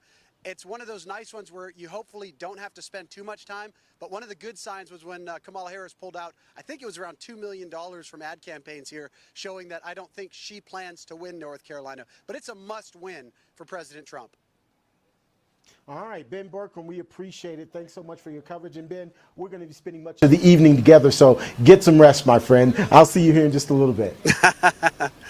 Sounds good. Thank you, Terrence. All right, let's get back to Brian Glenn. I was saying earlier that he's in Salem, and you've got a guest there with you. Brian, go ahead. Well, our next guest was one of the openers there at Madison Square Garden. David Rim joining me now on the pre-show here. We got about 2 minutes. Real quickly, You talked about Fred Trump and how he paid your tuition when you were a kid, when your father died. When you left, you got from family, friends, and supporters. Oh, the reception was unbelievable, and actually about 15 of the speakers came up to me. It was unbelievable, like Matt Gaetz, Bruce Blakeman, Sid Rosenberg, and many others, about 15, and said, David, you crushed it, you killed it, you knocked it out of the park. When I went outside in the street, in front of, there was still thousands of people in the street. They were like, oh my God, that was the best speech up until you spoke, David. That you made the crowd go wildest. I mean, yes, Hulk Hogan and Tucker, those came after, but up until I spoke, they said nobody made the crowd roar like you did. And I was very nervous. I thought I was going to faint, actually. I was going to say, what was that walk up like? That walk up, when I had to go up those 3 steps, I thought I was going to fall. Your knees get a little weak there? They got a lot of weak. I'd never spoke in front of 20,000 people, but it was amazing. It was beautiful, and I want to thank Donald Trump for making that happen. I thank you, President. I love you. Well, real quickly, before we wrap up, New York, they talk about New York's in play. In your humble opinion, best judgment, can New York vote flip to President Trump?